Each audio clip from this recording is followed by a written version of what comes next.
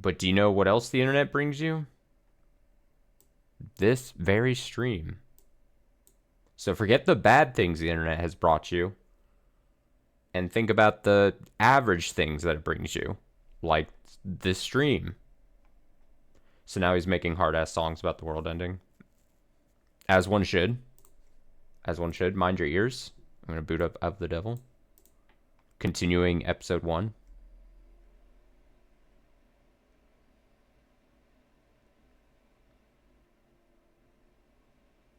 Perfect. It's loaded. So yeah, I talked about this weekend. We're going to try to finish Pragmata. We're going to try to finish, more importantly, Raging Loop this weekend. But tonight is just going to be Of the Devil. And I'm starting on the slightly early side. Actually, not that early, but like the last like 2 weeks or so, I've been starting like during weeknights, like really late. Which has caused me then, I haven't like streamed a ton, but then it has like repercussions where then I stay up later. And then I end up getting like 3 hours of sleep every night. And I've talked about it, and I'm like, over the last 2 weeks, I've been coasting on like 3 hours of energy, or 3 hours of sleep. The energy from 3 hours of sleep a night for like the past 2 weeks. And I think like this weekend, it's really catching up to me. So this weekend, I'm going to try to like sleep for like 37 hours a day or something to try to like catch back up. We'll see how successful I am.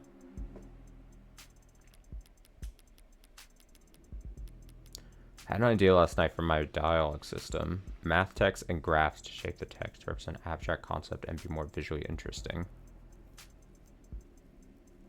Interesting. Sounds interesting, at least as I read it. But also my brain is like pure mush by the end of this work week, so I bet you could say anything and my brain would be like, would register it as interesting at the moment and be like, oh, that's something interesting.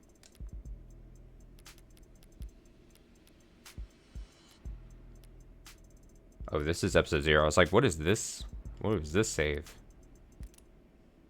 Okay, so let's do a quick recap of what's gone on so far. So we get the introduction. This is episode 1. We did episode 0 a few weeks ago. But this is episode 1 where Morgan of the Devil, Morgan, and we're a defense attorney. And, you know, we do things. We say things. We're a character. And we get notice that an old, I'm gonna pull up, can I pull up profiles? Because I'm terrible with names. We get notice that an old friend, someone we had deemed an old friend named David, I was reading the last name, David Asher, dead, found dead. And of course, this piques us, the player, and Morgan's fucking interest, right? We're like, oh shit, death. That's interesting. Again, somewhat nebulous. We're just told David's an old friend of ours. You know, obviously checkered past that Morgan potentially has on her end. And then so we meet up with this coworker lady. And she's like, you gotta help us. And then we're like, okay, but like, I can't just like do this. I'm not like an investigator. I'm not a detective, really. My job is a defense attorney. That's not really what we do. And it's like, yeah, help us. And it's like, okay, fine. So we go in, and David here, as you can see on his profile, all about androids and stuff. So it seems like a chapter focused on androids. It's kind of how the start of the episode began, where it was like, you know, talking a lot of background information about like the environment we're in and androids themselves, and you know, androids versus, not, I say androids versus humans, but like, you know, it's a lot of table setting for that kind of thing, right? Almost to the point where like, oh, maybe this chapter or this episode continues into that kind of thing, where it's like, oh, fucking, you know, maybe an android did it, maybe whatever. David here, head of some kind of like android making company kind of thing. Is it good? Is it bad? You know, morally, whatever. And then towards the end of our first part of this episode, we went into... did we kind of sneak in? We were kind of let in. But we kind of snuck in, but we kind of were let in to the, like, the offices with the help of... what was that guy's name? London. Kasem. Yes, Kasem London. Kind of helped us get in. We have then the coworker lady. Nope. Starling. She was like, let us in. We solved a little barely puzzle thing. And basically, the big revelation at the end of where we were at is that we opened, like, a capsule thing of an android named Sarah. Do we have a profile? Probably not. No. Sarah. Seaar. An android person. Person? Can you call an android a person? I don't know.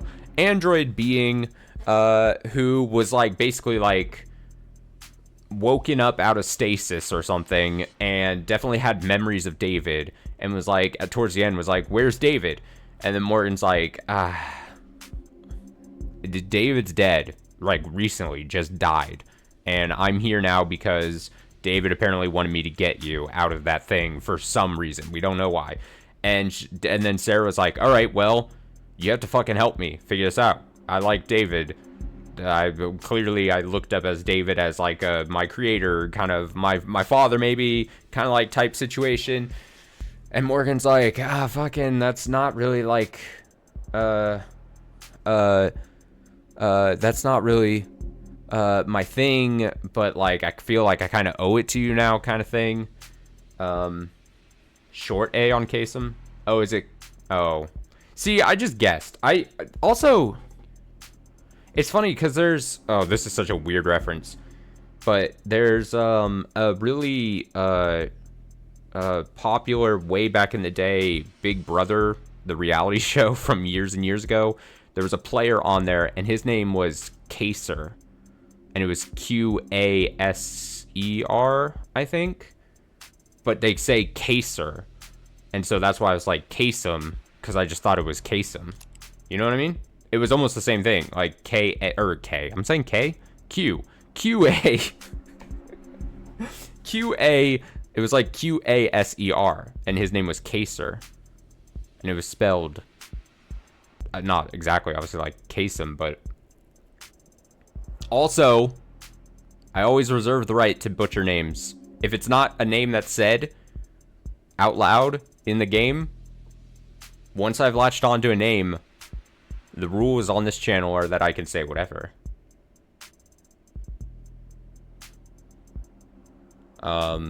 So if I'm wrong, I apologize, I guess. But I don't like deeply apologize if I'm wrong. I'll just admit that I'm wrong and then continue to be wrong just for the sake of continuity. That's the rules I reserve here on this specific channel. So that's basically where we are. We just rescued Sarah out of the thing by solving a puzzle I totally knew what I was doing in. Definitely didn't have any problems whatsoever. And we are basically out of that. So that's where everything lies. I don't think we have any things to read. So we are just going to go. By things, I meant like profiles or terms. Yeah. Great. Love it. Okay. Do I remember any potential possible voices I'd given? No. Jess, are you sure about this? You have questions too, don't you? Right now, just a little better equipped to get answers than you are. Oh yeah, she has an inhaler. I forgot about that fact. That's a thing. Totally missed that in my recap of last stream of this. Inhaler. It's gonna be the key to the final key to the solution of this this episode, I'm sure. Okay, go for it. I'll make sure they're watching. Okay, there's Sarah. There's Sarah. I like the jacket. I'm a big fan of Sarah's jacket. Just wanted to point that out. I don't think I pointed it out in the first stream. So I'm rectifying that now. I like the collar to it. I'm a big fan of big collars on jackets. You know what I mean? Big collars. Is the air quality at Noble headquarters kept up to state standards? What's that? All these Noble employees seem to have asthma. Was father also working under such poor conditions?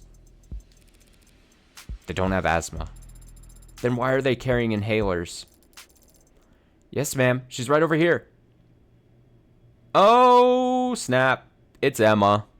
Someone we got a brief intro to at the end of episode 0 from a few weeks back. The foil, potentially, to Morgan. A great character foil, potentially, here. Oh, it's you. Oh, and it's Reyes as well. Another semi-foil to Morgan. Everyone's showing up. All the stars are here. All the stars. So many characters that I'm bad at voicing. Shit. Oh, it's you. Did I mess up? On the contrary, let me read about... Oh, shit. Nope. Nope. Nope. Stop with the auto. Stop with the auto. Stop. Shit. That is not what I meant to click. God, I fucked it up already. God, where's the inhaler? Fuck. Good thing there's a log. Okay, let me read logs. We're starting early with the mistakes. All right, first legalized in 2083, the stimulant sold under the name Edroxone has since become one of the most widely used drugs in the corporate world. As a Class 2 stimulant of least concern, employees of any corporation in good standing with the Bureau of Narcotics Oversight can have access to Edroxone? Without a prescription, so long as their HR representative feels it would be beneficial to their work performance. Workplace Edroxone, it is sometimes called, is dispensed through biomonitor enhanced inhalers that automatically detect overdoses and keep track of possible habit formation. Atomic safety levels may be adjusted at supervisor's discretion. Unsubstantiated claims that Edroxone was first invented as a purely recreational drug by the notoriously violent Skullhead Mafia caused enough of a stir that in 2083 a formal investigative committee was formed. Unfortunately, in 2084, an industrial hydrogen fuel accident resulted in the deaths of all 391 known Skullhead members, placing the investigation at an indefinite standstill. Interesting. Okay. Let me go back to the... Oh, I fucked up real bad. Okay, log. Okay, so we read Jess saying, "Did I mess up?" Question mark. On the contrary, eyes wide. She's a DA, and then staffer quiet. Great. My bad. We fixed it. She succeeded spectacularly in getting Noble's ears perked up. Emma Rockford. Didn't think I'd run into you here. Yeah. Didn't think I'd be here either. But the powers that be think my presence sends a strong message to the Megs, so... No, wait. What are you doing here? A few minutes later. Oh, thank God we didn't have to see the recap go on. I see. Sorry for your loss. Thank you for saying that. And thank you, Detective Reyes, for your many kind words. Can't all be as talkative as you. Normally, quoting poetry would feel pretentious, but you were so genuine in your reading. Bite me. I don't know that there's a need for all that. Very mature, detective. Did you come up with that yourself? Oh no, that's Kaguya's signature pose. Like the pop star? I don't know what you're talking about. You can admit it if you do. Well, there's nothing to admit because I don't know what you're talking about. I don't know who that is. Wait, now you're saying you don't know who Kaguya is? She's the most Should I say Kagu underscore ya? Is. She's the most famous... Yeah, well, I just don't know who that is, so... Ma'am? Weren't you about to say something? Oh, well, I'm still surprised to see you here now, Morgan. Are you helping plan the services? Actually, the company will be planning Dr. Asher's funeral service. Wouldn't his family want to take care of that? No. No. No. I see. Sorry. We gotta see this pop star's turn. Kaguya is a stage name of singer-songwriter known for her powerful voice and her stage persona's intricately crafted lore. After releasing a blitz of chart-topping singles, a quadruple platinum album, and a bevy of cultural reset music videos in just the last 3 years, she has come to be considered the leading living figure in the pop music and popular culture realm. It's end of the week. Brain is mush. I'm gonna try not to keep reading mistakes. Kaguya's official age is listed as 1,086 years old. She released her first single, Orbit, in 2003, which went on to peak at number 1 on the Billboard Top 100, the Rubicon Digital Singles Chart, and the Night Music Video Streaming Tracker, making it one of the fastest-selling singles in history. Personal details on the pop star remain scarce, and protecting her anonymity has become a core part of her fan culture. When a retired facial analysis expert claimed that her stage makeup was formulated specifically to make facial recognition on her impossible, a representative for a record company met with the press to clarify that she is simply a private person who wants her fans to enjoy the experience as Kaguya's voice. Anonymous singer? That's unheard of. Users also frequently search for Lore Explained, Iceberg Explained, Kaguya, Lunatropic, tour tickets, where to buy.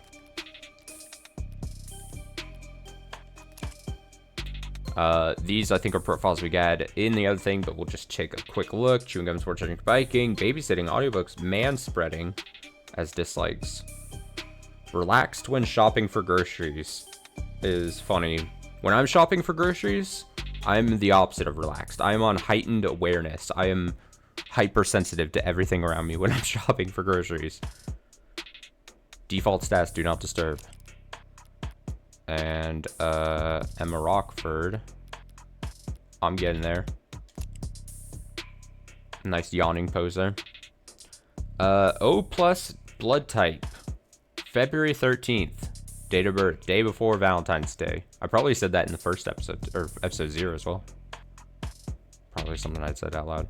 Likes milk tea, white noise, black lace, artificial sweeteners, home remedies, and ink stains. Dislikes reads true crime and best at getting the staff's attention. Worst at deciding what to order. She's just like me, for real. Okay, but if that's the case, why are you here, Morgan? Ha! Oh gosh, I'm so sorry to disturb. Good morning. Hey, you're here for the same reason as every other suit they've got crawling around. Money. You're not wrong. There are a lot of annoying insects with annoying agendas scurrying around before my friend's body is even cold. But the honest truth is I don't even know if David had a will. Company helped him manage his estate. Legal is probably already on it. Actually, judging by how much coffee that intern is carrying into the elevator, I'm certain they are. Right, so if you're not here for the funeral or the reading of the will. Miss Starling asked me to come here, actually, on a matter unrelated to David's passing. An unrelated matter? That's convenient. Isn't it? But now that I am here, it's come to my attention that the police have made a determination in the case of David's death. And where did you hear that? Am I mistaken? No, you're right. They concluded that it was suicide. Can always count on her to be blunt.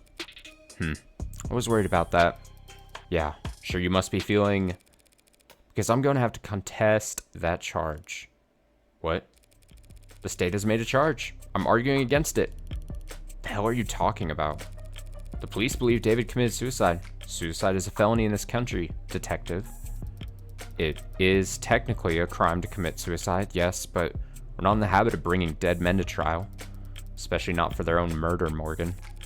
No, not to trial, of course not. But there would be a preliminary hearing in a case like this.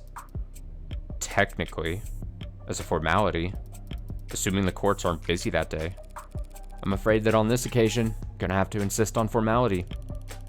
Yeah, well, you really don't have much to say in the matter, do you? With David gone, I have the only say, really. I am, after all, his criminal attorney. All that money and he needs his drinking buddy to be his attorney? Bullshit. I'm also skeptical, Morgan. It's a pretty serious conflict of interest to be your friend's defense attorney. You're absolutely right. It is a conflict of interest. And I would have said as much to him if I had the chance. What do you mean? I only found out that he wanted me to be his attorney today. After he died? How the hell did you miss that memo? Embarrassing, isn't it? But to be fair, it was hidden pretty well. Oh, I didn't know you had an Android, Morgan. It's cute. Thanks, but it's actually David's. And it's technically my witness. Witness to what? 38 hours ago, that is, David Asher communicated to me, as a matter of record, the following explicit legal intent. That in the case of any and all criminal charges brought against him by the state, his attorney would be Evangeline Morgan. Pfft. Evangeline? Wait, is this finally first name reveal? Have we not gotten first name yet? Did we not have, like... I mean, I didn't think... Yeah, just Morgan. First name reveal? Huge?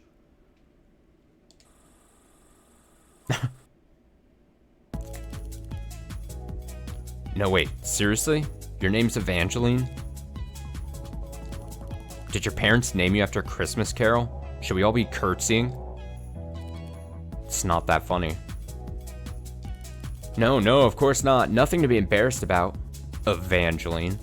Or do your friends call you Angel? I hear Kaguya's in tour, detective. Should I get you tickets? You could have your dad drive you, like all the other 15-year-old...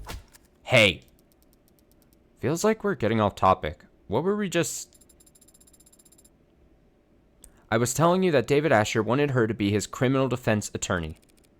Imagine my surprise. An android's recording of a verbal expression of intent isn't exactly ironclad, Morgan. It's fair. And if we were going before an upper-level court, I would expect that to be open to all kinds of scrutiny. But we're talking about a preliminary hearing. A formality, as you called it. If he asks for representation, he deserves representation. Doesn't matter whether he's dead or alive. Am I missing something? What difference does it make? Not even an adjutant would be obtuse enough to sentence a dead man. No, there won't be a sentence, but the adjutant will render a verdict. Probably saying that wrong. Can't speak, can't pronounce. Learned how to read 2 days ago. And verdicts have consequences, even for the deceased. Is that what this is about? What's she getting at? If the court agrees this was a suicide, that verdict will retroactively affect evaluations of the individual's mental health. Like, whether he was in his right mind or not. You know anything about estate tax law, detective? No. But I'm sure you'll be happy to educate me. More than happy. An individual found by court to not be of sound mind can't very well give their consent to the lawyer drawing up their will. If his will is compromised, all of David's considerable assets would suddenly be thrown into legal limbo. In which case, the state would be legally obligated to come in and pick up the pieces. So this is just about his money. I'm almost disappointed in you, Morgan. Well, when you take into consideration all the factors, it's actually more complicated than that. For example... Oh, I like that. That's really clever. Huh? Never mind. No, Starling, you should speak your mind. All I mean to say is that while Dr. Asher did have significant holdings in art, real estate, and intellectual property, he also, of course, owned a great deal of stock in numerous corporations, principally Noble. If he was ruled to not be of sound mind, and his shares were to end up acquired by the government, Noble would suffer a serious blow to its commercial image and standing in the financial community. All of which is to say, there's a great deal at stake here.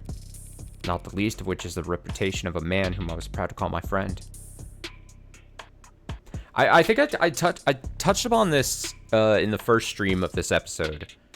But I'm like, with the way that the twist was delivered in episode 0, and now we know the relationship between Morgan and David, in the back of your head constantly as you're reading this, you're like, okay, when is that shoe going to drop of what is there a twist thing to this where obviously the twist is so big in episode 0 or, she's the one who did the murdering. Or maybe, like, I think I pointed this out too, maybe the twist is that there is no twist. That could also be a thing. What is, that's like, The Beach That Turns You Old, M. Night Shyamalan. Spoilers for The Beach That Turns You Old, or whatever that movie, I think it's just called Old, right? Kind of like that. It's a weird reference for me to be making, but... Wait, no. Am I thinking of the old Beach That Turns You Old?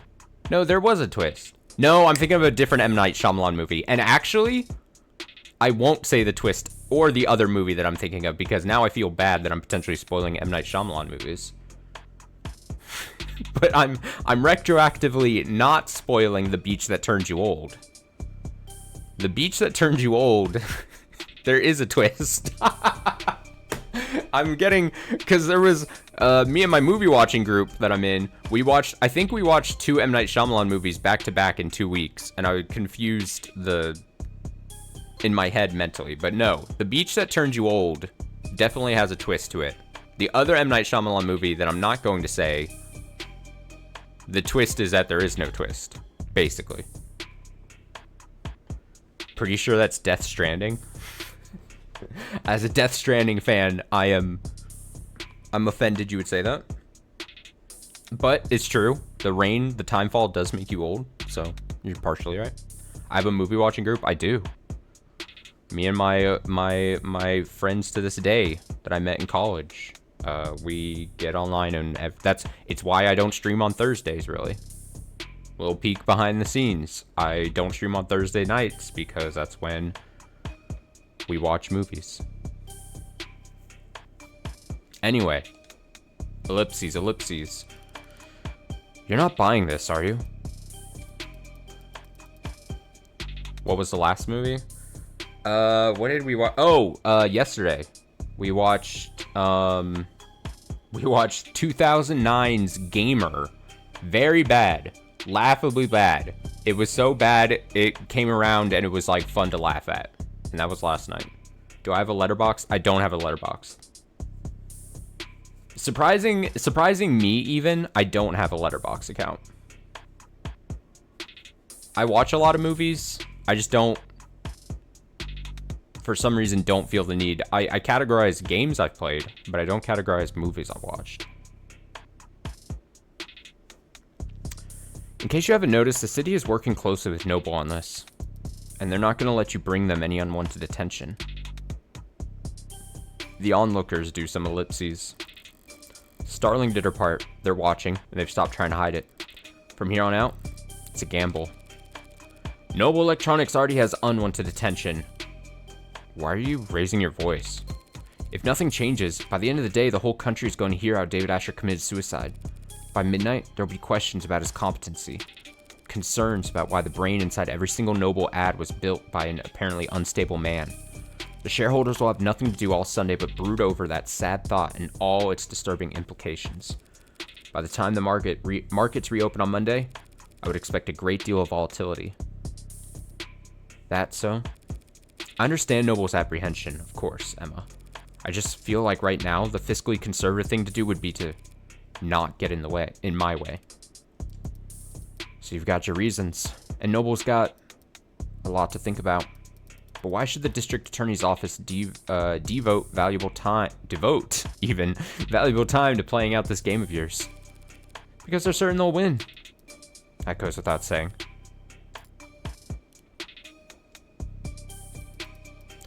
The court should have an opening at 6 p.m. Didn't have anything planned. Then it's a date. Dang. Detective, would you get her clearance set up? Yes, ma'am. Updates every hour, yeah? You're out on a limb, Morgan. Better not linger. Got her. Here. Clearance for all the relevant sites and police firewalls.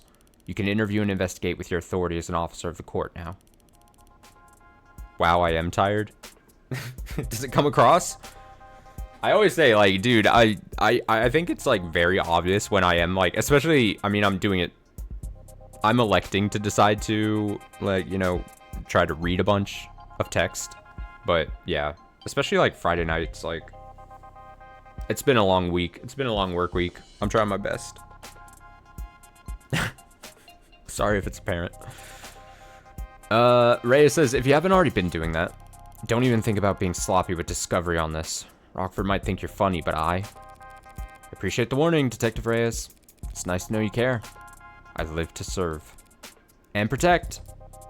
Phew. Thanks for the assist, darling. Yeah, no sweat. Are all cops like that? Or they move like that, Detective London, gentlemen? Nope. Or are... I can't... Move and more. Shit, dude. Okay. Or are they more like that Detective London, gentlemen? I'm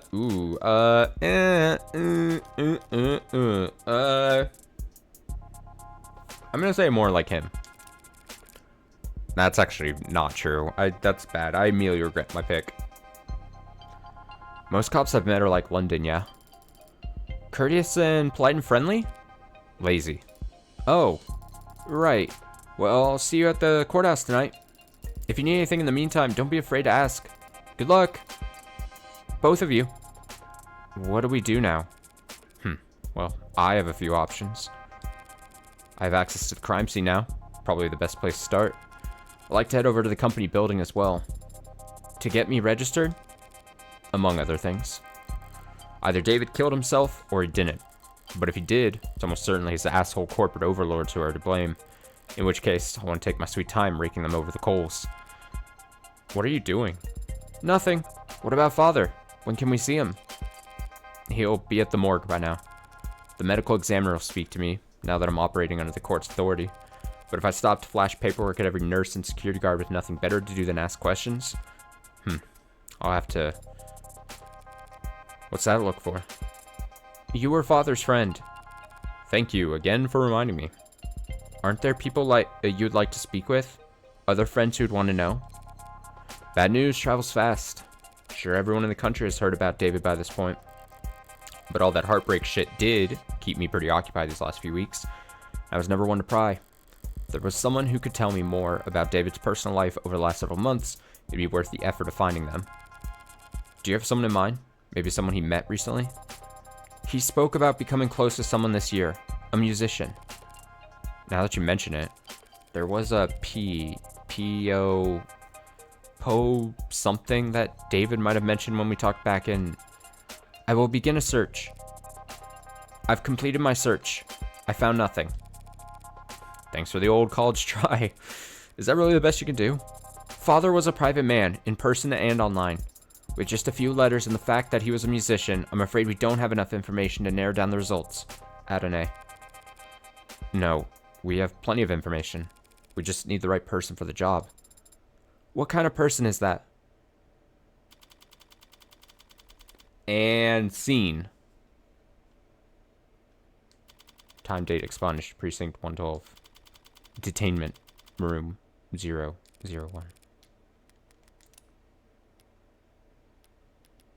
Lobo. Oh.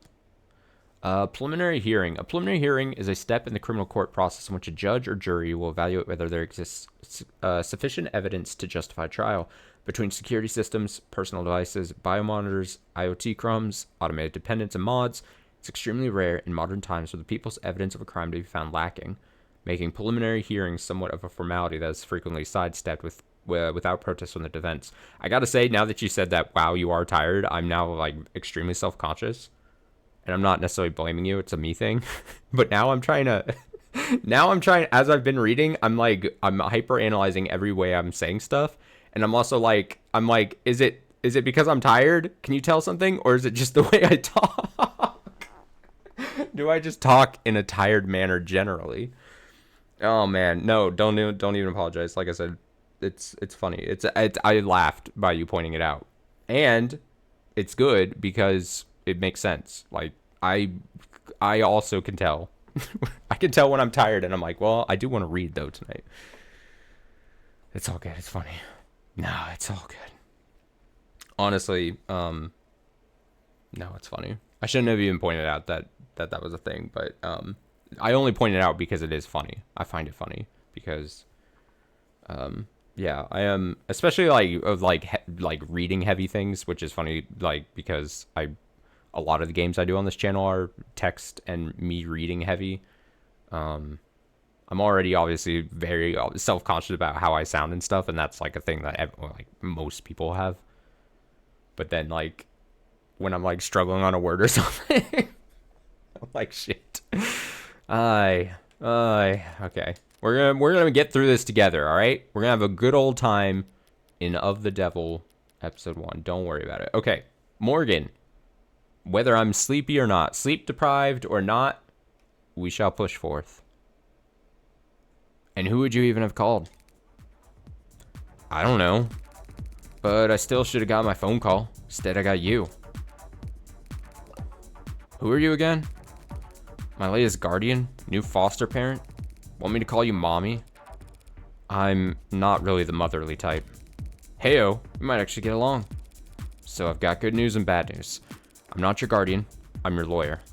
You've been given a lawyer because you're being charged with a felony. Fascist pigs. Skipping school's a felony now? Hacking into a government database has been a felony for a very long time. That wasn't me. They have your keystrokes, your IP address, your login times, and the playlist you were listening to. That was for a homework assignment. Here's what I don't get. You got in, copied the data, could have gotten right out. State wouldn't even know you'd been robbed. They'd been robbed until they saw their password show up on black market clearance 2 weeks later. But you didn't get out. You stayed and made changes to their database. You robbed the bank, got clean money, then dragged a can of spray paint behind you all the way home. Why? Look, I didn't steal anything. That wasn't already compromised. Oh, that wasn't already compromised. And the only data I edited was my own. So if anything, they should be thanking me for correcting their mistakes. What? Did they get your birthday wrong? My name. Name changes are only 2 pages of paperwork. You just need to fill out the form. And get a signature from a parent or a guardian. So, what's the good news then? The good news is that I'm your lawyer, not your guardian. The hell? That doesn't count as good news, that's just a thing you said. Don't be so sure. Lawyer's a lot better than a guardian. How's that? Parents, guardians, foster whatevers, they're all supposed to take care of you because it's the right thing to do. A lawyer is someone who always does what's best for you, no matter what, because that's how they get paid. So how good are you at your job? Hello, monkey. I probably said that wrong too. It's pronounced cur.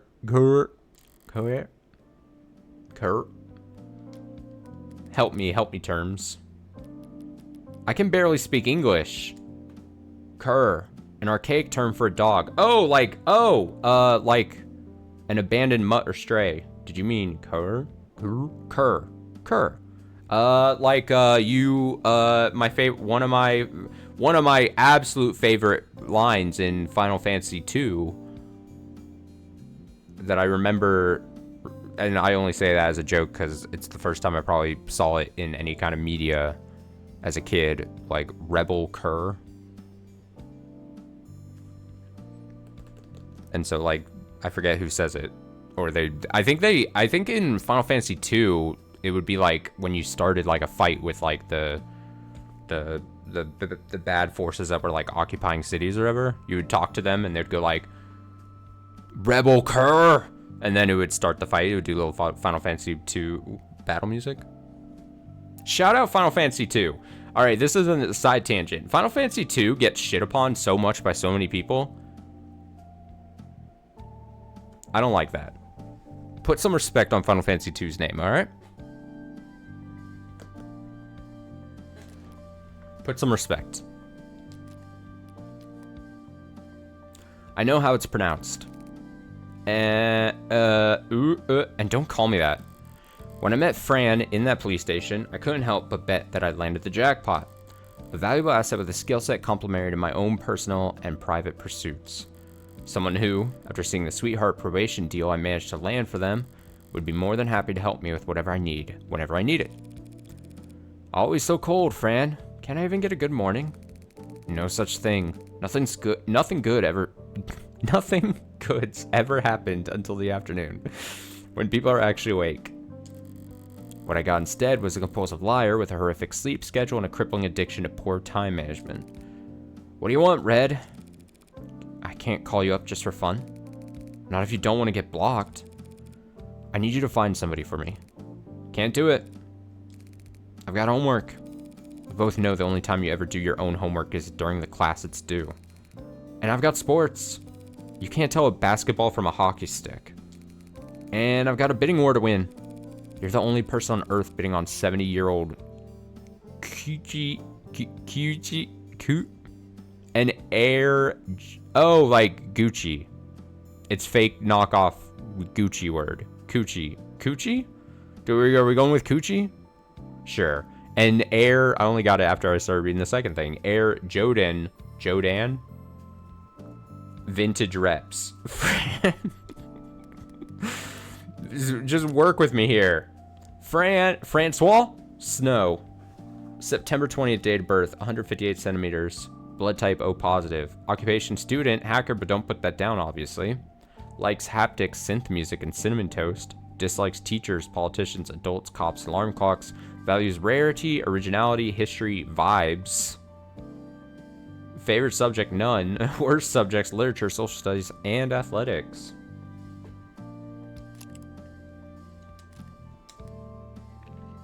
You're the only... Oh, I already read that. I think you can take your eyes off the auction block. So, yeah. So sorry, but I'm busy, so... I was hoping we could skip straight to the carrot portion of the routine. But if you insist on doing things from the top... Huh? I had an interesting conversation with your parole officer yesterday. Oh, yeah? They've been really into the self prefixes lately. What? Self-motivation, self-actualization, self-help? Oh. And he thinks you could really benefit from it. You're lying. He's got all the workbooks ready. Clearly your Saturdays are stacked, so make sure your Sundays are full of... Fine. I get it. I need you to find a local musician. Musician? Knowing you, this will be electro swing or some other awful. Last name Powell? Or Parker? And that's all you got? They'll be in David Asher's circles. Wait, Asher? You're working that? That should be more than enough for a clever kid like yourself to go on. Don't go expecting any miracles. I need this soon. Within the hour, ideally. Within the... You know, I have other clients, don't you? Other clients who actually pay you? On time? A musician. Find him. Okay. Even talking over the phone, you're very animated, Adonai. What do you mean? Just that you're very expressive when you talk to people. Of course I'm expressive. If I wasn't, how would anyone know what I'm thinking? I see. I'll keep that in mind as we... Wait, you really expect to tag along? Of course. Father was... Yeah, I know you want to, but why should I let you? Because I am capable and helpful. Uh-huh. I mean it. I can take notes for you. And move heavy objects. And I'll learn to do more. How? I will subject every individual we encounter to a basic survey to procure biographical information on them while I gain experience in questioning. Subjecting them to torture. I can help, Adonai. I hope I'm saying that word right, too. So many words that I just hope and pray that I'm saying correctly. If not, feel free to laugh at me, but don't let me know because I'm fragile. Like in Death Stranding 2. Adonai? It looks like just Adonai. A-D... It's how Sarah refers to Morgan. A-D-O-N-A-I? Odds are I'm probably saying it wrong. There's some pronunciation of it that I'm slightly getting off. But you know what? Again, going back to the name thing. I just gotta pick a word. I just gotta pick a pronunciation I can consistently say the same way over and over. It's the same rules with, Umineko, Higurashi, when there was a lot of proper Japanese names and places and stuff. And it was just like, I'm gonna try my best to be right. And when I get it wrong, inevitably, if I inevitably get the name wrong, in my head, I just gotta be consistent. I'd rather be consistently wrong, so that when someone hears it, they can admit that they could be like, oh, he said that wrong, but I know he's saying it the same way over and over. So in my head, just translate it to the right way. That's how I view that. How fast can you fill out forms? Fast. Congratulations, you're halfway to being a paralegal. You coming? Right away, Adonai. 11:45 a.m., July 1st, 2086. Noble Employee Housing Building. Platea. Petow's dining room. We finally got a Sarah profile. Date of birth, August 29th. Weighs 199.99 kilograms. Blood type, UAD. Occupation, unemployed, crossed out, paralegal, question mark? Likes martial arts, carbonation, and collarbones. Dislikes static, blackouts, and elevators. Talents, I'm good at lots of things. Skills, I'm not sure how skills differ from talents. I also like the 180-degree rule. Very good. Very good. Pretty quiet elevators, huh? That was good. Dining room. You could have taken the next one. It's a busy building, detective. Can't hold up everyone else on our account. Anything you'd like to grumble at me before I start? Don't touch anything. I don't care that you're wearing gloves. I have been to crime scenes before, you know. Long before the police get there, in many cases.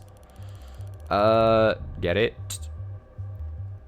Reyes continues, look, Rockford asked me not to get in your way, but that doesn't mean I'm going to bend over for you. Do you at least have the autopsy report? No. Are you seriously? I don't. She doesn't? The report should have come in hours ago. It wouldn't take this long unless the cause of death was still... Then I'd settle for a summary of the preliminary findings. An emergency call was made shortly after 8 p.m. last night via the home security system.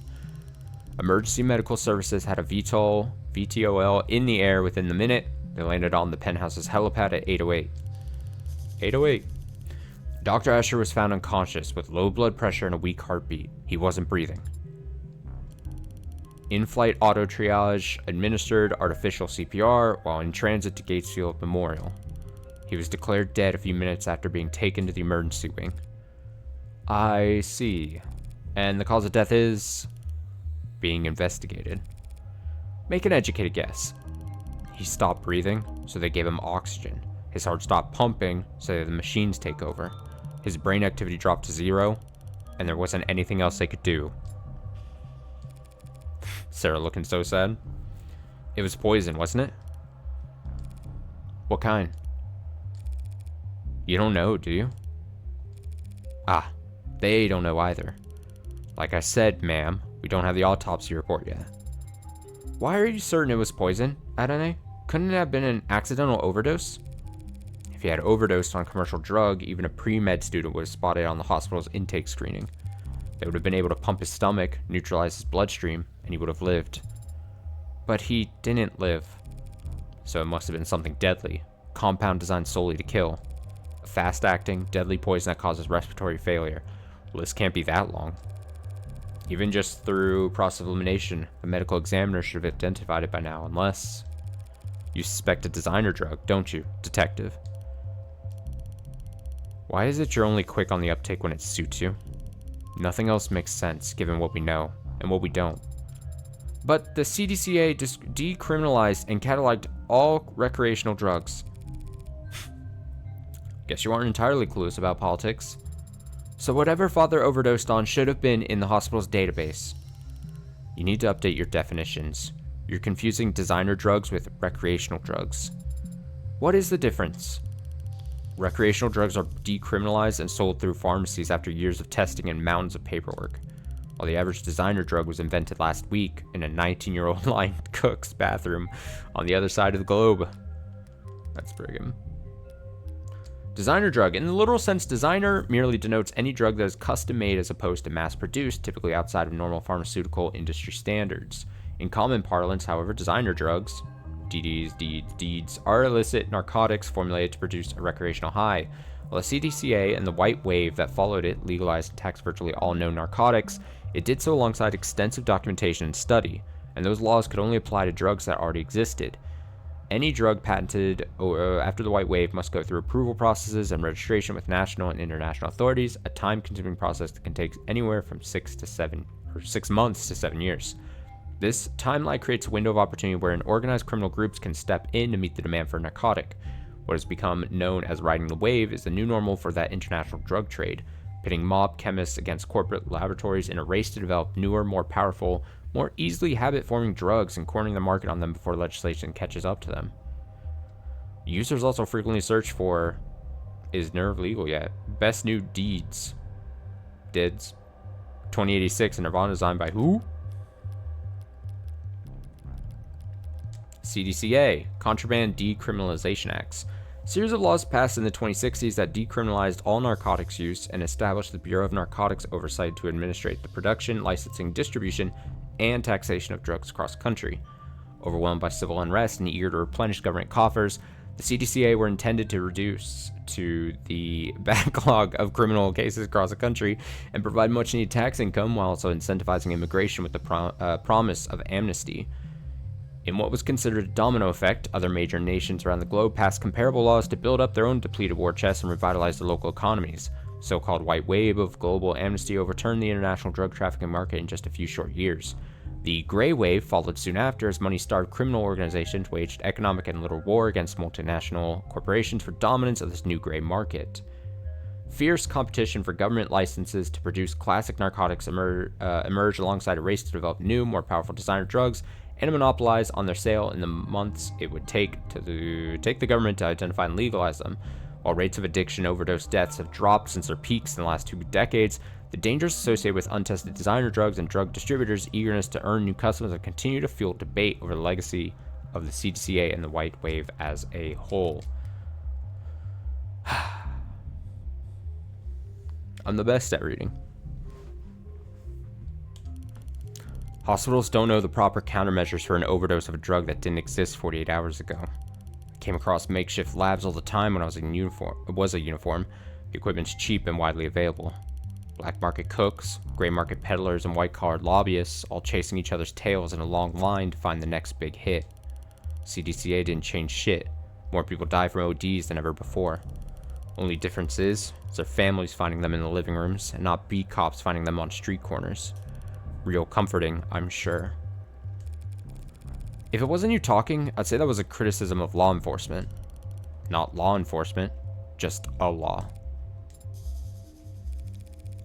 Assuming it was a designer drug, that would certainly make things more complicated. For the insurance guys, maybe. For us, whatever he used to do it, he still killed himself. Or didn't kill himself, if you insist. I'm gonna take a look around now. Yeah, sure. Make yourself at home. What's that face for? I thought that there would be an outline. An outline? Around where they found father. Like in the movies? Like in film. Connect to the police network and bring up their ARCS file. Augmented reality crime scene. I see.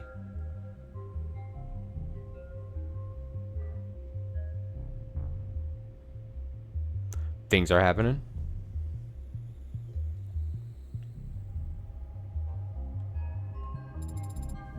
There is an outline.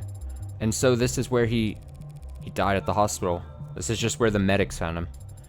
And it's the sensors and cameras they were wearing that create the basis for this ARCS? Didn't realize they were walking to a crime scene, but their body cams gathered data all the same.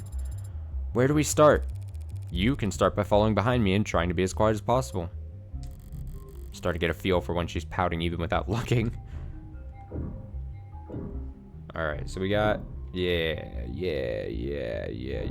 Look. Police androids monitoring the scene. Could almost mistake them for the real thing, the way they stand there trying to look important. Like an indoor dog taking its first trip to the park. Pardon? Why are you looking at it like you've never seen an android before? Because I haven't. In person. David didn't even let you have a mirror? Brutal. Just scan its GIN if you're that curious. Jin? Unless that's considered too forward or whatever. I always admired this view. The buildings gleam with reflections of holograms and sunlight, and their shadows obscure all the run-down, rotting parts of town. Maybe the view's secondary. Maybe all anyone really wants is to put as much distance between them and the street level as possible. Is it possible that a witness could have seen something through these windows?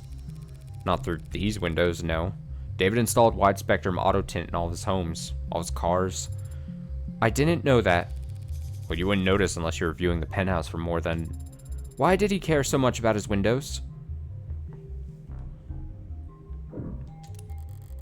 A chessboard, and a datapad with a series of characters on it. E4, C5, NF3, E6, D4, C6, D4, NX, D4. This is... aren't those, I'm not the biggest chess head, but isn't that, like, moves on a chessboard?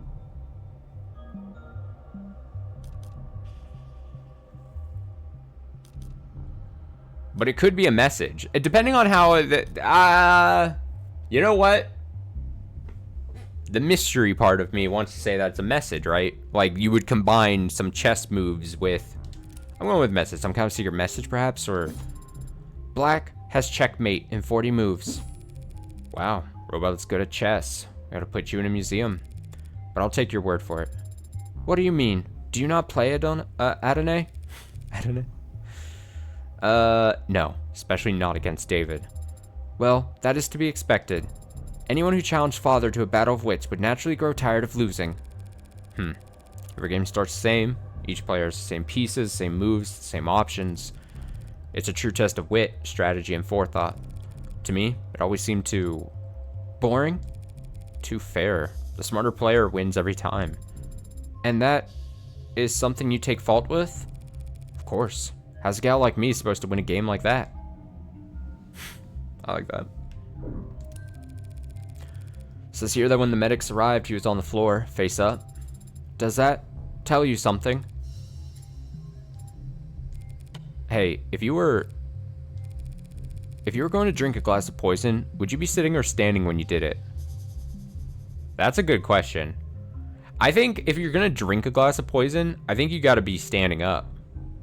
Even if you're not there to witness it, like, you personally, like, the person drinking the poison, like, cinematically, you get the fall. Once that poison hits your system and it, like, takes you out, you want that, like, dramatic, like, if you're still holding the glass, you want it to, like, drop out of your hands, or you want to, like, fall into, like, a counter or something, like, if you're in a kitchen or something, or against, like, a door, like, against a wall. You want that, like, fall and then that natural, and it might hurt. It might, like, crumple your body in a weird way. But you want that, if you're, like, sitting down, it's kind of lame, yeah? Morgan, my final answer is I'd rather be standing when I take the poison. I find it very difficult to speculate on that hypothetical scenario.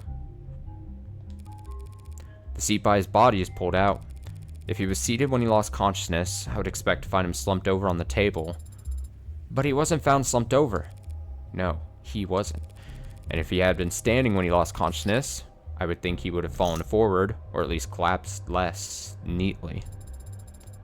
So what can you conclude from that, Adonai? Only that I'm missing something. I'm missing something. One chair knocked over, probably where David was sitting, and one chair pulled out, party of two. He never cared much for socializing, but he enjoyed hosting. Contradictory guy.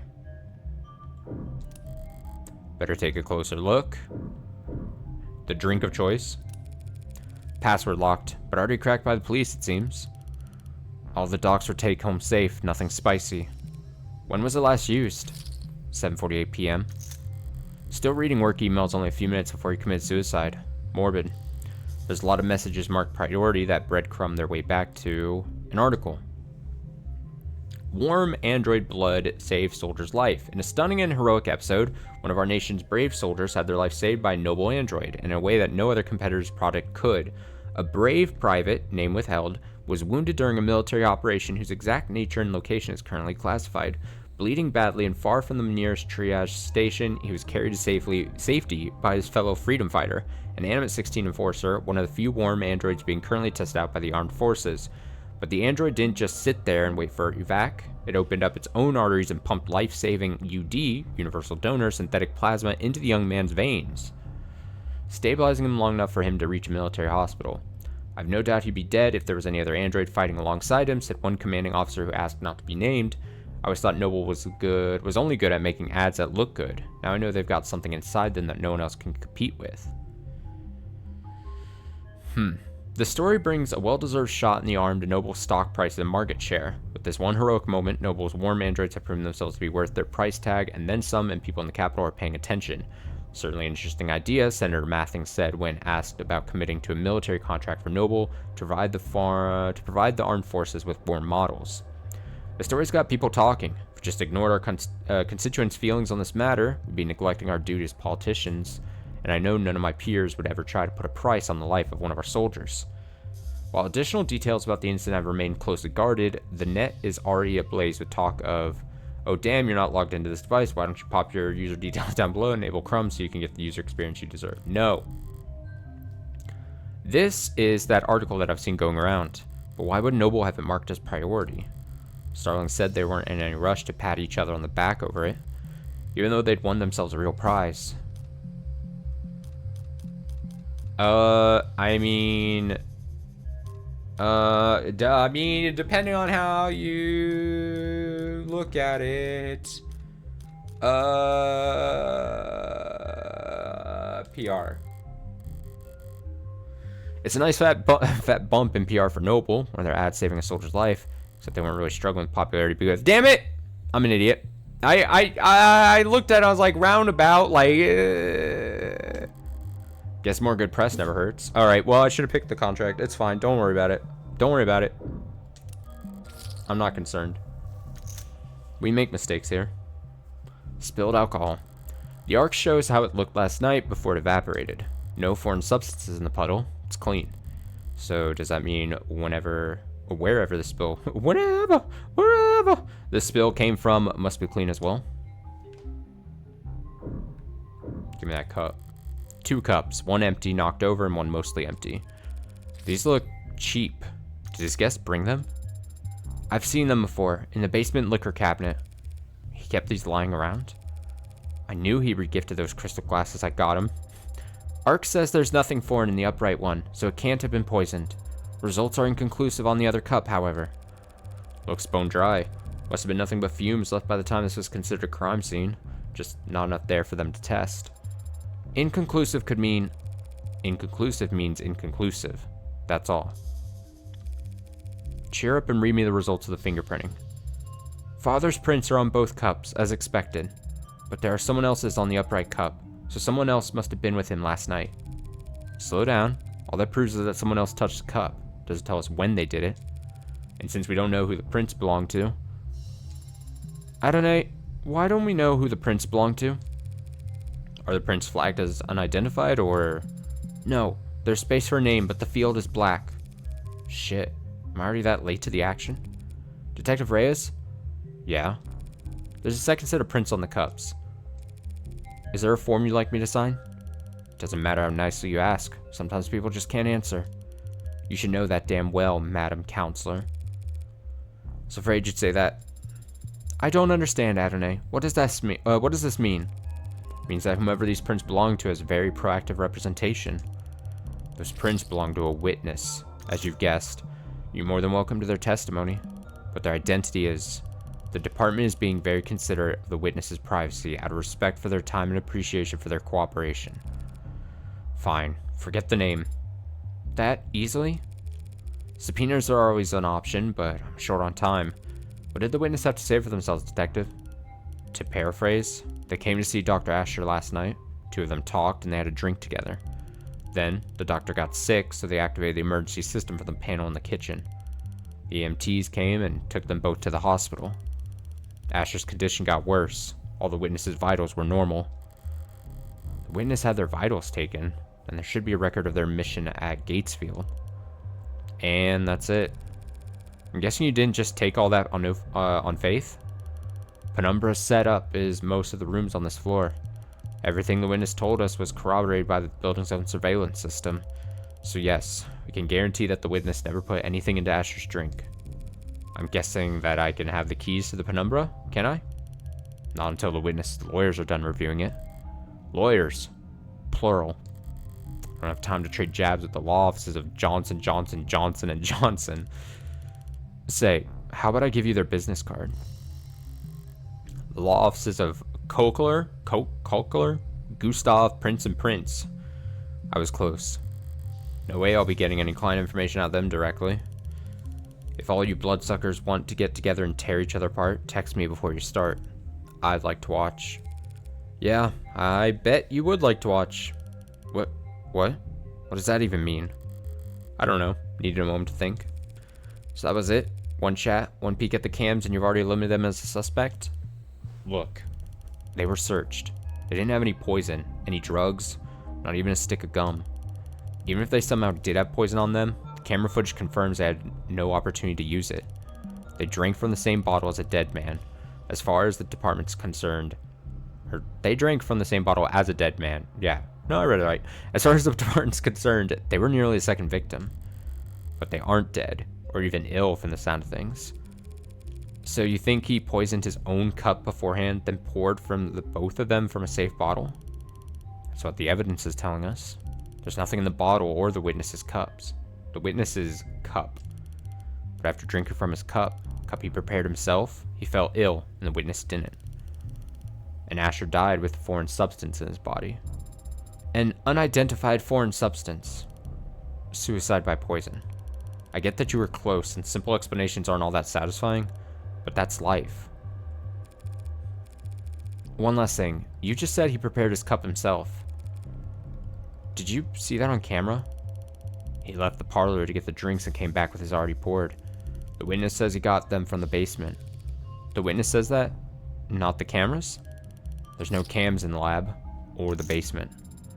That seems like a security hazard. Why would Noble not set things up more carefully? It's intentional. Cams of his lab ever got hacked, outsiders could steal his IP and kick Noble's monopoly to the curb. Right. David did complain about Noble's weird protocols for combating corporate espionage. At least we can take comfort in knowing that Father wasn't alone when he died. Yeah, that's worth investigating. Lots of turn. Okay, let me clear that. Oh, do I need to? There, clear that. Evidence. Now we probably, we can scan these, but obviously we had just gotten all this. Whiskey spilled after evaporating. Lola, yep. Upright cup, yep. David's cup. Great. That's not what I meant to click.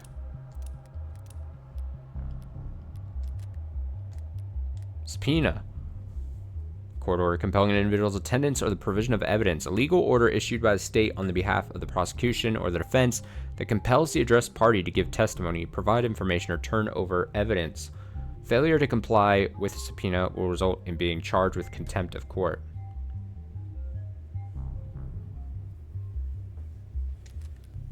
My dad, for most of his life, was an attorney. I feel like this could have all been me, you know? I could have been Morgan of the Devil, Evangeline Morgan of the Devil, you know? I could have been cool if I followed in my father's footsteps. I could have been a man of legal, you know? Instead, I'm what I am right now. Really trying to self-insert? Hey, sometimes, you know, I see a cool character on screen, I'm like, I want to be them.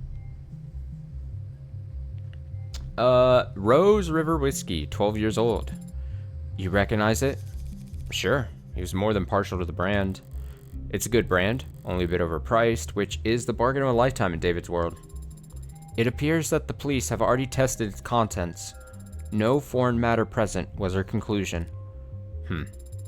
Is it possible that the police missed the poison? No. Even if they can't identify the poison, they can detect its presence by comparing samples of the whiskey to a bottle off the store shelf. So we can eliminate the possibility that the bottle of whiskey was poisoned. We'll have to find our smoking gun elsewhere. Seems like that's everything critical on this side of the room, which leaves the kitchen. You said there's camera footage of the dining room showing David and his guest. What about in here? Only camera in the kitchen is the one mounted on the call terminal. Console took a snap image when the witness ran in to contact emergency services. May I see it? Not unless you scrape the witness's face off the pick first. Don't tempt me. Messy workspaces, but a pristine kitchen. David was a good cook, but only for others. Unless he had a guest, he'd happily eat instant ramen and protein bars for all 3 meals, or 2, or 1. God, that's so me. I have to, like, force myself to, like, be like, no, I gotta make myself a nice meal. Because other than that, I'm so tempted to just, like, I'm one of those people that gets tempted to just do those, like, meal replacement things. And then I'm constantly like, don't do it. Don't become lazy. You're gonna regret that if I fall, because I know if I fall into that kind of thing, I would just be like, what is it, Soylent or whatever? I would just be drinking that. Lose the spice of life of making myself a delicious meal. Too tempting.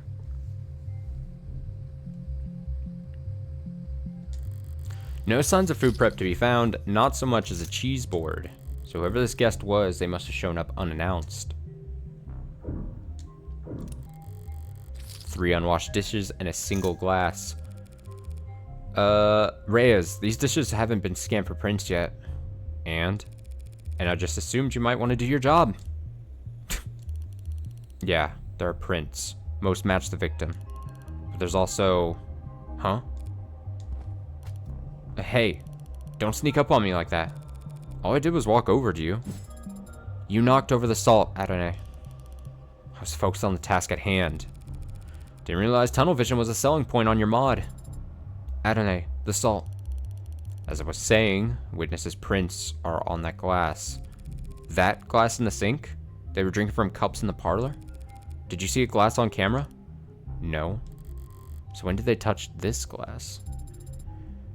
You need to toss it over your shoulder. Trying to get our attention. The salt! Witness must have thought about giving the guy some water, but he would have just choked on it if they had tried. What? You think this glass was a murder weapon? It's bad luck, Adonai.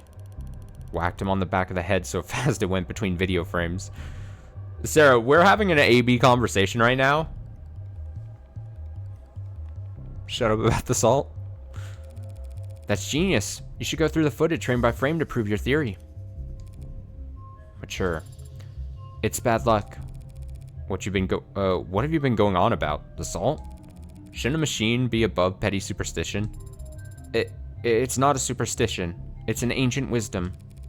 Give me one logical reason to care, then. If too much salt spills onto your food, it'll make you gag. Maybe it's on me for setting the bar too low there. Also, I was thinking about it because I was even just thinking about it earlier this afternoon because I was like, I'm going to be playing Up the Devil tonight. And I was like thinking back on my time with the Phoenix Wright trilogy a couple years back now that I played, and infamously I was going through a rough time with that game. And I was like, why did I have so much frustrations with the Phoenix Wright trilogy that I don't like currently have? And it might be a time and place kind of thing, like maybe I wasn't in the right headspace, but I just pushed forward and just did that trilogy, those games back to back to back. But I think I was like, oh, you know, like a very minor thing that like this game doesn't do or hasn't made us do, but like you obviously had to do in Phoenix Wright, that maybe just amounts to me just being lazy and not like wanting to engage with something on this level. But I immediately flooded back, my memories came back where I was reminded of like in Phoenix Wright where you have to like, when you're doing the investigation basically kind of like thing, is you'd have to like go from screen to screen, and I don't necessarily want to say pixel hunt, but you'd have to sometimes click random items and then go, and then once you click on one thing, very much like a story adventure game, like, okay, you've looked at one piece of evidence, now you got to go to a very hyper other specific screen and then click on another thing or talk to a very specific person and give them an item. And like, and then I at some point I got so frustrated with that. Again, maybe I'm just, you could just call me lazy, but also like, I just remember also being frustrated that you had to move, like, even like from moving from screen to screen, like you couldn't just go warp somewhere. You'd have to like move to this screen, then move to this screen. it was just a funny thing that this afternoon I was thinking about the Phoenix Wright trilogy and remembering just how irrationally, like, frustrated I got at certain moments. Oh, good times. Good times. And thankfully there's none of that kind of thing in this game. This game, so far, at least, who knows, maybe something changes, but doesn't make me, like, it just warps us to the next room that we need to, like, click on things. And I'm totally fine with that. I like the more simple, streamlined presentation of that. Because if there's one thing that's very true about me, it's that I'm hella lazy. Apparently.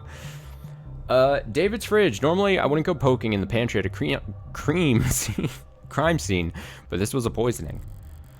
Some white wines chilling in the drawer. Some real cheap liquor stuffed in the icebox. Old habits. Reyes, you said you left the parlor and came back with that whiskey from the basement? Huh? That's what the cams show, yeah. There's plenty to drink right here, and unlike the cabinet downstairs, it's actually cold. You must have wanted Rose River in particular. What's that look for? You hungry? I am an android. I do not get hungry. Are you being sarcastic? Only mostly. I thought you said you required organic nourishment. I do ingest organic substances, but that doesn't mean that I experience hunger as you do. So when you don't ingest organic substances for a long time, I become tired. What a great feature. And when I'm done digesting, I don't need to know. She was very proud to tell you what she did when she was done digesting. You could have just heard her out, Morgan.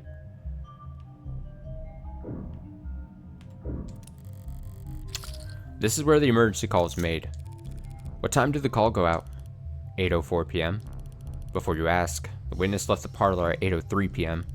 Not enough time for them to alter the scene. I wasn't going to ask that. When did the medics arrive? 8:08 p.m., remember? Hell response time for a penthouse. Private EMS came by air? Yeah, they landed on the VTOL. I think I know do people abbreviate that and say that as VTOL? VTOL? Pad, you saw it. I think they say VTOL. I think I've heard. I don't know. I could just be making that up. Pad, you saw outside. Took him to Gatesfield. Very best if you can afford it. Looking around here, seems like he could afford a lot. He got his insurance through his employer, just like most people. Caduceus Executive Plan 4 isn't like most people, counselor. He had executive level? Not like most people at all. Evidence. Oh, yeah, it's gonna... I like this. I like that sound.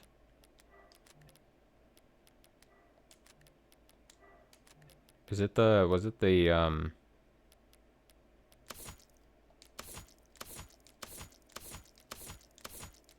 yeah, that's a good sound effect. Big fan of that. Okay. You've now had a chance to survey the crime scene. Yeah. So do you think you know what happened? Detective, is his body still at the hospital morgue? Yeah. He's at Gatesfield, along with a half-hundred noble Megs who've all called dibs. Then I'll just have to cut in line. Sarah, give me a ride to Gatesfield Memorial. What? You can do that, can't you? I can. But I need your payment information to get started. Yeah? Okay. Understood. On my way down. Got it? Sync complete. Set pickup for 10 minutes should be plenty. The crowd down there seems to have gotten quite large. 10 minutes to reach the pickup spot may be an ambitious target, Adonai. How bad can it be? Scene change. It's very bad. As I approach the lobby's exit, building soundproofing begins to fail. The crowd has gotten bigger, but there's something else happening out there. The energy's not panicked yet, but it's creeping up on the tipping point. Are this many people pissed at Noble for selling androids? Hell's got them all excited. Adonai, what does this symbol mean, or that symbol mean? In this rabble? Probably something vulgar. Which one? That heart with a bullet hole. I don't know. It's probably nothing. Based on net associations, it appears to be a symbol for the heartbreak killer. Oh, Change subject, Morgan, quickly. That doesn't make any goddamn sense. Why would that freak have a symbol or a following or these, whatever these people are? And why the hell would they be outside David Asher's apartment? Because Noble's trying to cover up the truth. They are? Those Megs in there are scrambling to shred every document they can. We need to stick together, form a perimeter, and try to catch them when they go to dump the scraps. Sarah? What are you hoping to find? Proof that Asher was killed for trying to blow the whistle. Blow the whistle? On Heartbreak? Noble doesn't want the world to know that the 816 is sentient and homicidal. You think that Heartbreak is an android? You think whoever did all that was human? Noble's advanced prototype went amok and started killing. That's my dude voice. Started killing random people? Don't be a lamb. It only looks random. There's a clear pattern, as long as you're smart enough to see past the bullshit. Oh, okay. And how does one see past the bullshit? Stop engaging. Smart kid. She gets it. She's asking the right questions. What the hell are you talking about? No way those victims weren't related. It's gotta be deniable ops. They must have all been in DO together before getting their records bleached. Then, as soon as they've outlived their usefulness... what are you, nuts? Everyone knows the first 6 HK got to were the 6 prototypes that came before him. Warm android's so perfect no one could tell the diff. Bullet to the heart's the only way he could kill those other over-engineered freaks. Everyone's got a goddamn opinion. I see. Stop seeing, start moving. These people are insane. What? Oh, man with sign is different than wide-eyed man. Oh well, they both have the same voice now. Why don't you eat some more corn slop, asshole? You think you can be the cyberpunk without ever thinking for yourself? You think it's a coincidence victim number 6 was working on Harco crops? They're putting something in the food! Those people, Heartbreak, this is a goddamn embarrassment. How am I paying taxes for if the state can't shut this shit down?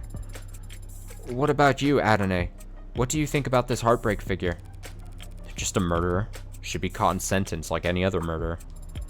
But they must have some reason for doing such terrible things. Aren't you curious?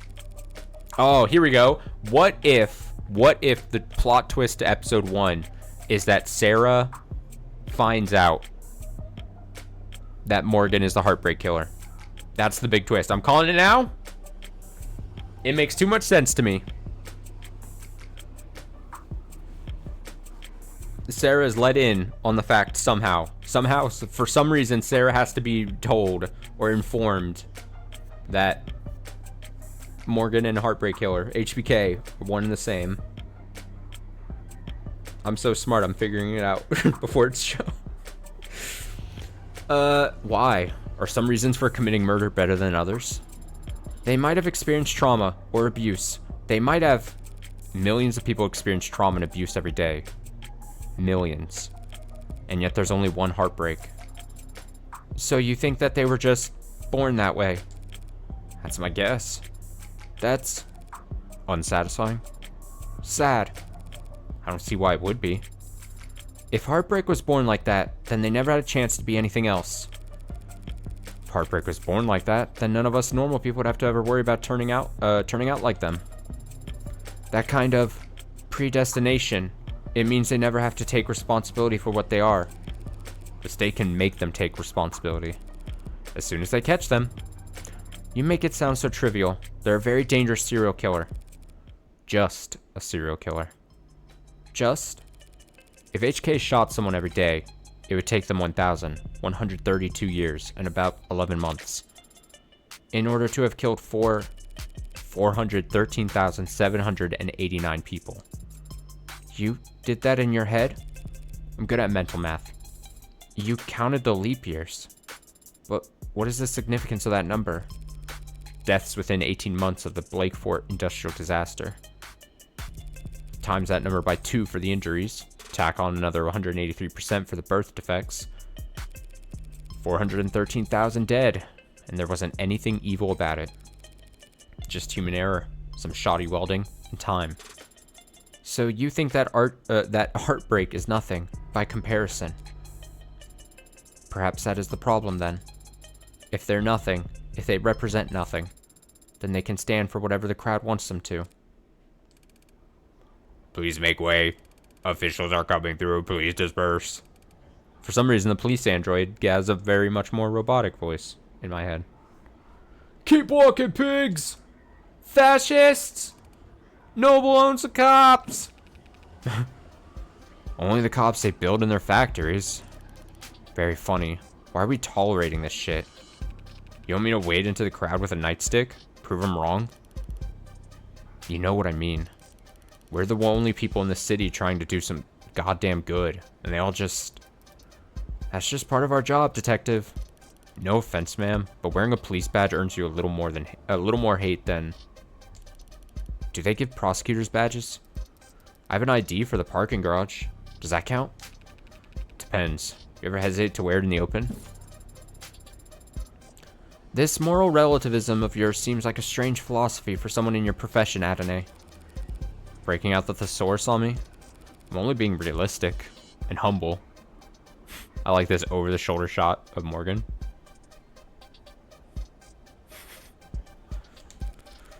I'm just one woman, Sarah. Whatever I do, right or wrong, it's less than a % rounding error in the grand scheme of things. Do you tell that to your clients? No, but they come to appreciate it when I win. I don't mean cops in particular. Same deal applies to anyone who works for the state. The terms are stark. The ink dried a long time ago, and we all agreed to them.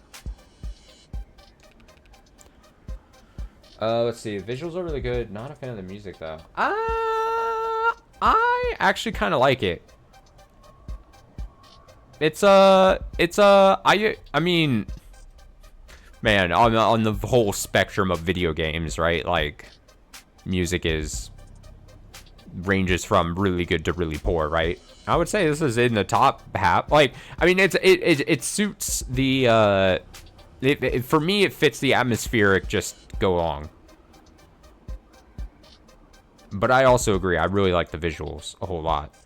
I like the stylistic like things that it does presentation wise. And I've pointed out like the different things, even in like UI and everything. Like so far, I've been really impressed with. I don't know. I kind of like the music. I think it fits the whole setting. Like, I think you can't have, well, I say this being like a fan of like, you know, like music in a visual novel can't be like 100% all the time too distracting, I feel like, because then you're like, well, I'm trying to read, you know? There has to be some in my head. Again, I'm not like a pro and I'm not making decisions for anything, but like in my head, I just think of like, if your music is constantly distracting for like while you're like reading over it or reading in your head through it, then that would maybe cause a problem. But then we talk about like something like, you know, there are special moments. Again, I hate to pull up like an example, but like think like Umineko, right? Where there's like, you know, it has its music or whatever, and then it has like its like choice moments where it like pulls out like a song that's just like fucking insane and is incredible to fit the moment or whatever. And maybe we're still, I mean, we're still early in episode 1, so. But those are the moments where you go hard and you're like, okay, we don't just have to hit the atmosphere, kind of like normal reading music, and we can like do something extraordinary maybe. I don't know, that's just how my head goes.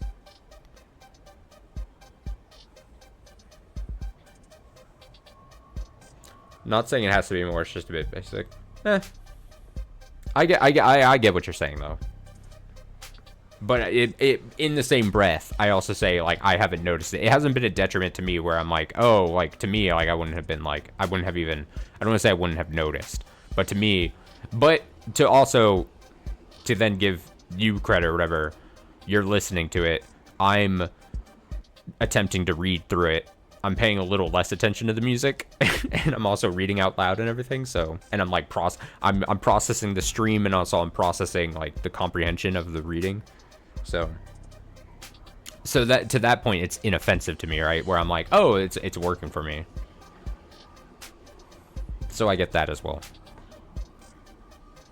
Anyway, London says, I don't recall voting for it.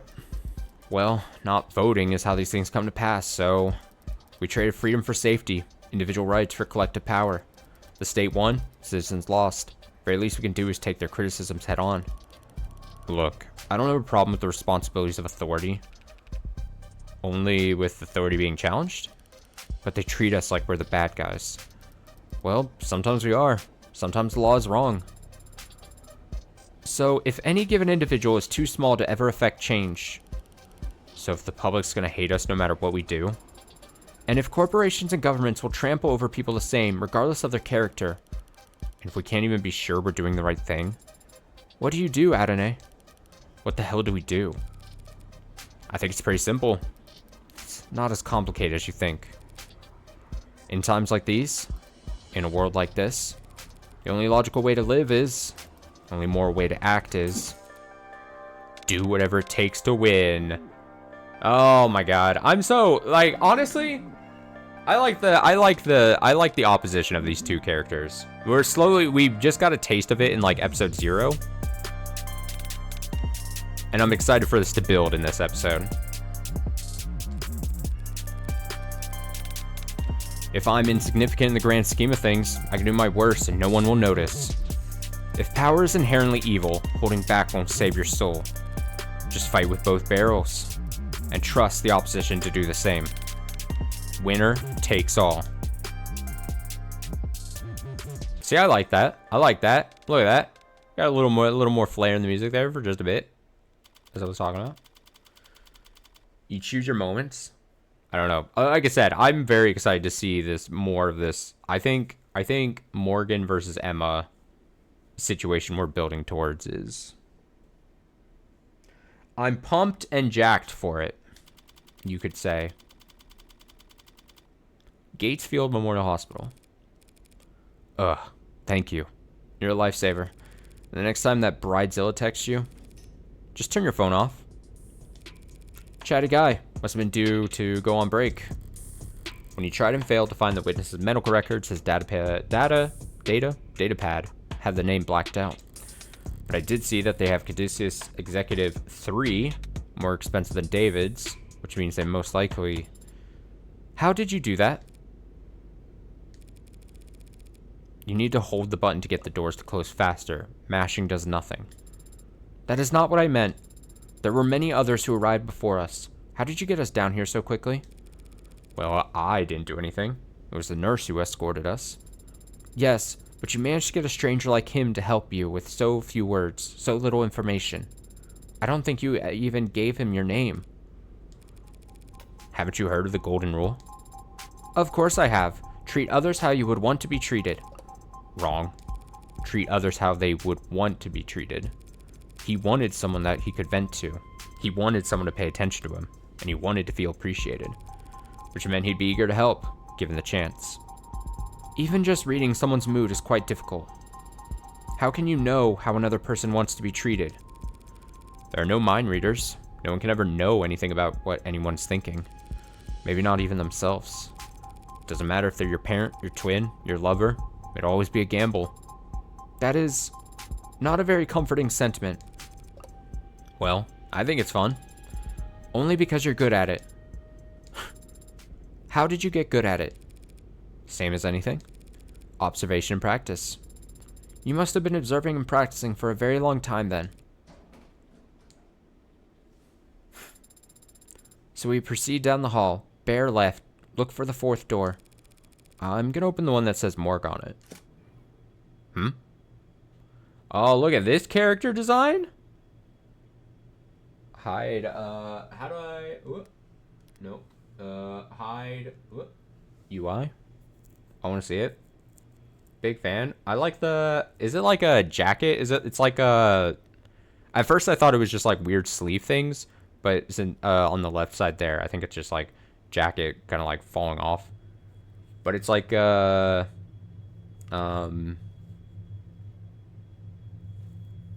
what's the word I'm looking for? Some adjective about the jacket thing. But also, yeah, I like that centipede design thing.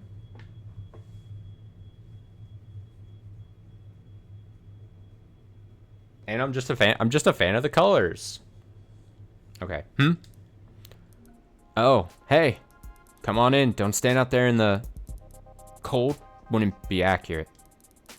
Oh yeah, it's like a coat, like a lab coat like thing. I kept saying jacket. It's more like another cool character design. I'm just a big fan. Just a big fan, man. Sorry about the chill in here, but I run a little hot. And you can see my roommates never complain. But Yumi Sato, medical examiner. Dr. Sato, just the lady I wanted to see. Though I didn't expect that I'd get to. The fact that they've assigned a medical examiner, not some ad or junior, means... Oh, you can just call me Yumi. And you're... Morgan. I represent the deceased. The deceased. Oh, the deceased. Asher. D. Wait, really? That's, weird. I thought this time slot was scheduled for a group of noble PR people who... I know. Weird, right? Well, what the hell do I know? I was getting tired of hosting Megs anyway. Gotta finish typing up this report before we talk shop. But in the meantime, feel free to make yourself at home. Let me get this. Ooh, so many. Oh. Deniable ops. Deniable is a fictional classification for clandestine state actions that need to be taken responsibility. Nope, that need not be taken responsibility for because plausible deniability in military disinformation efforts create enough confusion that every party involved, even the victims, can spin the outcome to suit their own needs. No such designation exists. Deniable ops are a common recurring concept in online conspiracy theories, often used to wave away questions about what supposedly explosive events are never reported on through the media or addressed by world governments. It is also commonly claimed that deniable ops make ample use of private military contractors in order to further distance governments from the political ramifications of their military actions. Sato? Zato? Oh shit, Zato mention? Conspiracy theories are no laughing matter. If you're worried that someone you might know being indoctrinated or spreading misinformation themselves, you can report them to the state at our non-confidential portal here. Cyber-punk, a mythologized counterculture icon or way of being. Originally a term coined in a short science fiction story, and later having grown into a genre all its own, cyberpunk, or cyberpunk, historically has referred to a counterculture centered around the themes of underdogs resisting powerful corporate or government forces through digital guerrilla warfare. While the genre has persisted to modern times and evolved in numerous ways, over the last 2 decades it has taken on new meaning as a kind of mythologized way of being for the adolescent or disaffected to aspire to. Code of conduct that emphasizes anti-authoritarianism, community organizing, corporate disengagement, and socioeconomic consciousness. So-called singular cyberpunk has become the 21st century man without a name, a wanderer with their a wanderer with their own rule of law. Cultural critic Simon Essentia summarized the appeal as thus: there's no such thing as a 21st century hero. Is it any wonder the most vulnerable among us turn to the past for guidance? Users also frequently search for "Get ready with me, Cyberpunk." The 99 Man explained, "Our co-op's illegal." And Blake for disaster. Congestion ahead. We're currently limiting traffic related to this particular search due to a large number of edits coming in from net addresses outside your country's borders. We're proud to fight alongside variable user country in combating disinformation by foreign actors like those in variable user adversary latest. You can read more about how and why this collaboration works here. Tired of running into slowdowns? So are we, but maintaining a secure data border takes resources. Contact your representative and explain why you think the national data security budget needs to be expanded using our easy right form here. And profile for Sato. Yumi Sato. March 3rd. O negative blood. Medical examiner. Likes accessories, reality TV, palm reading, dislikes social media, dress codes, ebooks. Get those electronic books out of my face. Loves to make new playlists, hates to throw out old clothes. Most proud of my weekly meal prep. I respect it.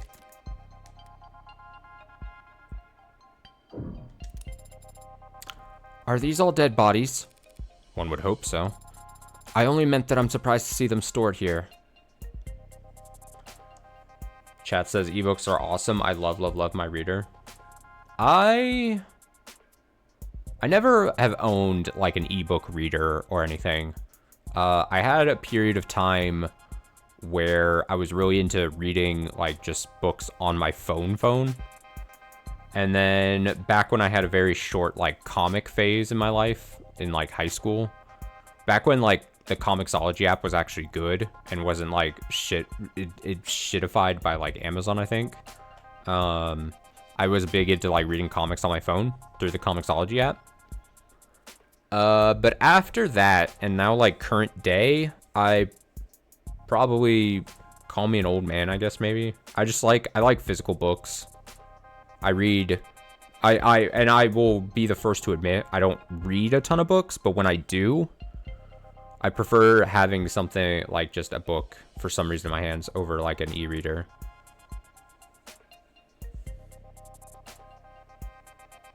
But also, in the same breath, I say, I fully admit I don't read as many books as I probably could or should. And here I am reading like millions upon millions of visual novels on this channel. So actually, I'm reading a lot of stories just in front of my computer monitor. But we don't worry about that. We don't worry. Sarah says, I only meant that I'm surprised to see them stored here. It suggests a backlog, which suggests a higher murder rate than the public data would lead one to expect. Do you only examine bodies for the police, Doctor? Oh, I wish. Nah, most of my job involves confirming COD on natural deaths for insurance adjustments. Insurers want to blame the mod for failing. Mod makers want to blame the stiff for not exercising enough. Family says the company insurance plan would pay for mods, but not a gym membership. Yeah, that whole wall there is suspected defective liver mods, suspected leaking internal bio batteries, suspected CCIC. CCIC? Climate change induced complications. You can prove that climate change contributed to an otherwise natural death? Very, very rarely. If it can be proved, what does that mean for the family of the deceased? Plus or minus 14% on the life insurance payout? I mean, it's most of what I do, and I don't dislike my job. It's just so much of what I do just boils down to telling a bunch of cheapskates how to split the dead man's bill. It's enough to make homicide feel like a breath of fresh air. Having the built-in light to read before sleep is great. Also, just being able to read anything whenever is nice. Sure. No, I'm not. I'm definitely not knocking the positives of like an e-reader.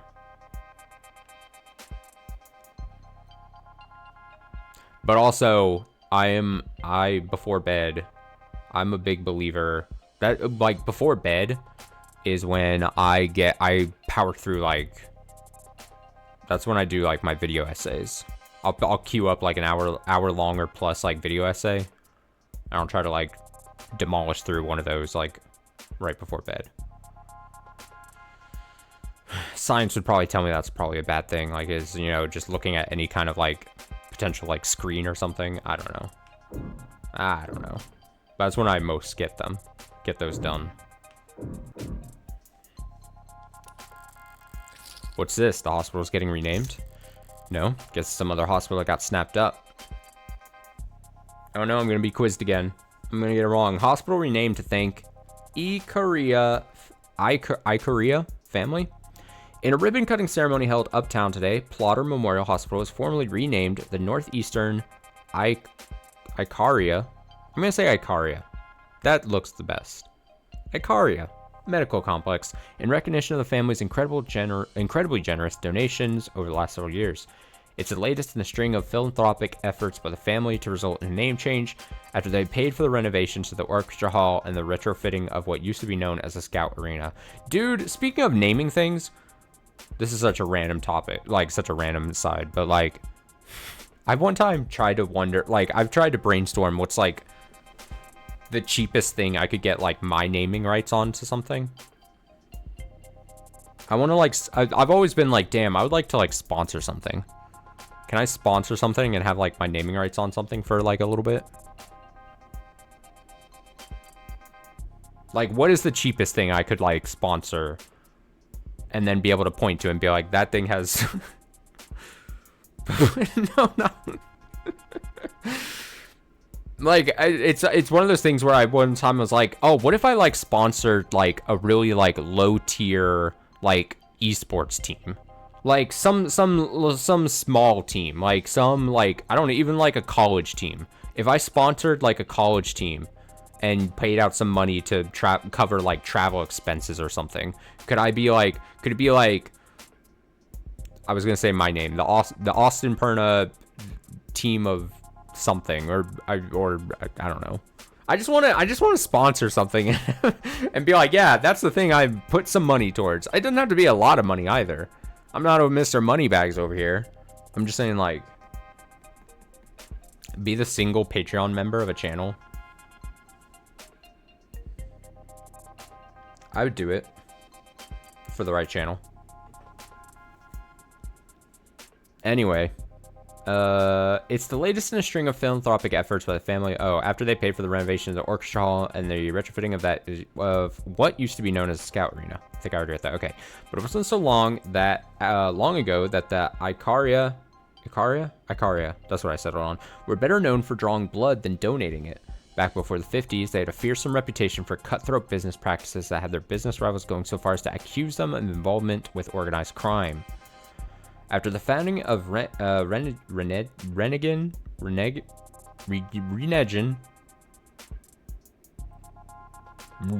Medical over 25 years ago and subsequent sale, the Icaria have moved out of the business world and into the upper echelons of society. They're sometimes mockingly referred to as the Neobility, a generation of newly minted aristocrats born from the unique and chaotic economics of the mid-21st century and the Red Decade. When asked her opinion on those who label her family House Icaria at the hospital's renaming ceremony, Renegin, Harji Sofji, who knows, board member Myre Icaria was just all these proper nouns had this to say: in this country, anyone can make a name for themselves so long as they're willing to put in the work. Mock new money all you want, but the truth is that success is all about reinventing yourself, and the only ones uncomfortable with that are... We're working hard to print out the rest of your article character by character. It's tough work, but would be able to go about it a lot faster if you leave a tip. Want to drop your payment info in the jar? No. Icaria. Guess they weren't always in the same line of work. Now they're plastering their name wherever they get themselves, wherever, to get themselves a new image. Healthcare monopoly.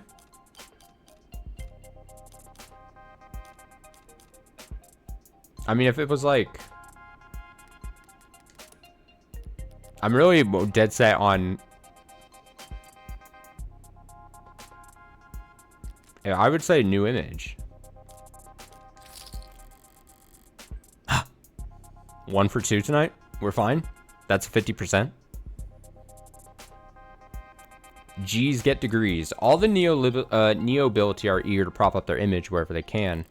But that must go double for the Icarias. Assuming the truth about their criminal past is anywhere close to the rumors. Let's see. It's a lot of screens. There's got to be diminishing returns on productivity. Why do you have so many monitors, ma'am? Can't just ask someone that. Good question. Every quarter when they do inventory and budgeting, they ask me if I need anything, and I never do, so I submit a blank form. Turn me into a 3D model. Become the single donator of an open source project. Turn me into a 3D model. Oh, you mean like a VTuber? I will say, I'm not gonna go too much into it because it might be a bit, like, I won't spoil the bit, but there was a time, not anytime recently, but a little bit ago, where I heavily looked into the feasibility for just a one-off bit, because I love doing things for the bit, of getting like a really well done made like VTuber model for myself. And I'm not going to spoil anything beyond that because it might be something I revisit. Who knows? I mean, the time might have passed at this point, but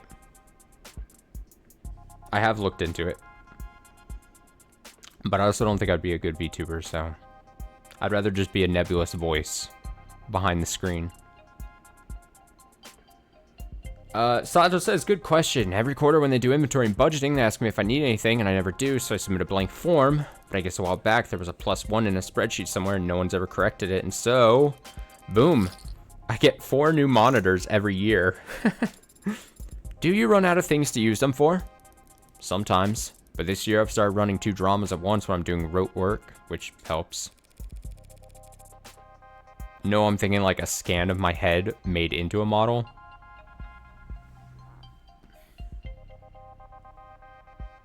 I'm less enticed by that. I don't need to see a model of my big old head, dude. No, I'm joking. My head would be... I don't need a 3D model of my head being used for nefarious reasons, somehow. That's what would ultimately happen somehow. Watching 2 television shows at the same time helps you do rote work. Helps me use up the screens. I see. Is she finishing up over there? Right. Okay, so what's up? Thanks for your time, Dr. Sato. My first question would be, what was the cause of death? Oh, wow. Hi there. Cute android. Didn't even realize it was really cute. The skin is... That's remarkable. Even just looking close, you can tell they really are warm. Oh, she's flustered. Still not quite human body temperature, but they've come a long way. The early gens all looked flushed, like they were always running a fever, and they ran like it too. Even 2 years ago, the average warm android only lasted... Sorry, but the circumstances surrounding this particular case call for expediency. Right. So what can I tell you? Were you able to determine the cause of death? Well, cause of death, sure. We got that much figured out at least. Why doesn't that sound particularly reassuring? Dr. Asher died of respiratory failure. Not enough oxygen in the blood, not enough blood going to the brain. Root cause being widespread depression of the central nervous system. What would the symptoms be? What would it have looked like? Lightheadedness, followed by dizziness, then headaches, slurred speech, exhaustion, loss of consciousness, and finally respiratory arrest. Report shows that the EMTs tried intubation, then resuscitation through electrical stimulation, repeatedly. By the time he got to the emergency room, they were desperate enough to attempt direct artificial blood oxygenation, but it was too late. And you're certain of all this? Oh, well, most of it, sweetie. Most of it? Yeah, it turned in quite the puzzle, and I'm used to having more pieces to start with. I was surprised a man as rich and famous as him didn't have any kind of biomes. But his files show he wasn't a viable candidate for modding. Yeah, that's right. Without that kind of first-hand tech, we don't have nearly as much data as we'd like. But he was extensively monitored from the moment the EMTs arrived. We're very certain about our conclusion. Did you find anything else unusual about his body in your examination? Cuts or bruises? No injection sites, nothing in any cavities. Nothing at all, huh? Police mentioned a talk screen. Yeah, that's the thing. They ran a talk screen when he first arrived. Typical diagnostic intake procedure. Based on the emergency call, they figured he must have overdosed on something, but the talk screen gave them nothing. I feel like I'm about to sneeze. I'm holding it. After he died, we performed the broadest screenings possible. Nothing. So, were you forced to conclude this was a natural death? I didn't give up that easy. I took blood samples and compared their makeup with what was on record in his previous medical history. And I managed to isolate a single, non-naturally occurring chemical compound that wasn't there before. What was it? Some exotic toxin from a different hemisphere? I wish. I ran it through every available database we have access to. And even a few I only sort of have access to through some friends. Not only does it not match any known poison, it doesn't match the chemical makeup of any registered compound.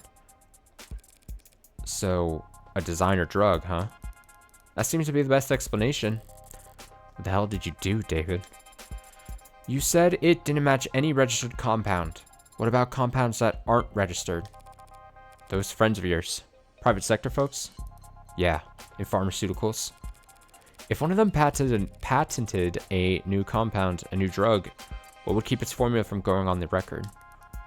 In the private sector, intellectual piracy is the norm, so you're expected to protect your research aggressively.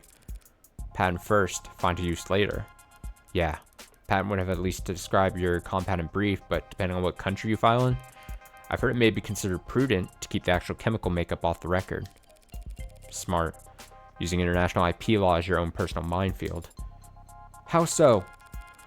Whenever you're ahead, patent as much as you can, as fast as you can, but bury the formula so no one knows where it's safe to work. Anybody who's small and ambitious comes along, finds a new drug they're excited about, you flip up your card, let them know you came up with the idea years ago, and that you'll give them death by 1,000 court dates if they so much as blink. Want to work on anyone your size or bigger, take a punch back, but for the rest of the field? Wow, you corporate lawyers are scary. I'm not a corporate lawyer. So you came up with that strategy just now? So it's possible that this poison is actually a known substance, something that the hospital could have easily identified, if it wasn't considered a trade secret. Yes, unfortunately that is a possibility. Still, just because a drug's new, that doesn't mean it's original. Does the effect that this compound had remind you of any other drug? Maybe one that's prescription only, or a controlled substance? One you might know by another name, but with a patented structure? Sorry, sweetheart, it's a general depressant. There aren't a lot of drugs that have that effect on the body, and they come in all shapes and sizes, from all kinds of places. If the effect was unremarkable, what about strength? Could you estimate how much of the stuff he had in his body, all told? Not precisely, no. Not without detailed knowledge on its half-life, but I'd guess that it must have been about 20 milligrams. Is 20 milligrams a lot? Not for medicine, so this wasn't just an overdose of something relatively harmless, then. No, not if 20 mil was enough to crash his entire nervous system. Thank you, Yumi. Of course. So, you ready to view the body? We could skip it, if you want. I know most people get squeamish around corpses. Yeah, that shouldn't be a problem. I love these. I love the cutaways. I will read these before we go see the body. Biomonitor. Biomes. Biomonitor is a general use term for wearable technology or implant mods that monitor or provide feedback on an individual's vital signs, commonplace among the affluent as an additional layer of security. Biome use is relatively rare among the middle class. Some sociologists and consumer trend analysts point to anxieties about the climate, pollution, and the stresses of modern life as to why adoption of biomonitors has met resistance with medium-wage earners. If one's health is already assumed to be poor, constant knowledge of its status might be considered uncomfortable. Biomonitors are also frequently employed by incarceration, probation, and workplace health initiative programs. And I keep wanting to say neolibility. Neobility. Derogatory slang for neo-rich families and their networks. Slang term for the new money, families that rose in the second half of the 21st century amid global economic turmoil. Name carries negative connotation, is meant to criticize the way said families supposedly style themselves as nobility or even as a second estate that administers global power alongside the first, governments, and third, corporations. Who are neobility families? How to marry into wealth? Define nouveau. Great. Okay then, let's get started. Let's look at that dead body. Alright, I'll just step out for a moment to give you some privacy. Yes, please. Thank you. Oh, we got some somber music going? The last time we talked was on a Sunday. You were complaining. I remember that. It's the principle of the matter. Right. You had ordered this cheap piece of shit sculpture or something by mistake, and it came damaged, and you wanted to send it back for a refund. I gently reminded you how, with your salary, it was literally not worth your time. And I kindly offered to throw it out for you, since you're having so much trouble letting go. You're only offering because you want to see how loud it sounds shattering at the bottom of my trash can. I denied it, even though you were right, and it was obvious. I should have let you have that one. I thought that he would look different, but he looks exactly the same as I remember. His skin is pale, and he's very still, but his face is the same. His hair, His hands? You were expecting something more drastic? The last time I saw him, he was alive. He smiled, and he told me he would see me soon. Now he's dead. Something is gone, and I can't find the difference. I'm trying to look harder, but I think I might just not be capable of it. And I wonder why. Why I was created to not be capable. Could be an issue of skill. Or maybe it's not something that can be seen, no matter how hard you look. But it's there. I guarantee it. I've seen the transition enough times to be sure that between life and death, the distinction has significance. To the dead, at the very least. You're going to smoke? Here? Now? I'll pay the fine. That's not the issue. Were you expecting me to fall to pieces? Real boys grieve in all kinds of ways, Pinocchio. And some don't grieve at all, it seems. Damn! Fire back. I'm a cold woman. Sorry to disappoint. The hell? Why the hell won't this thing light? Adonai. You have your cigarette backwards.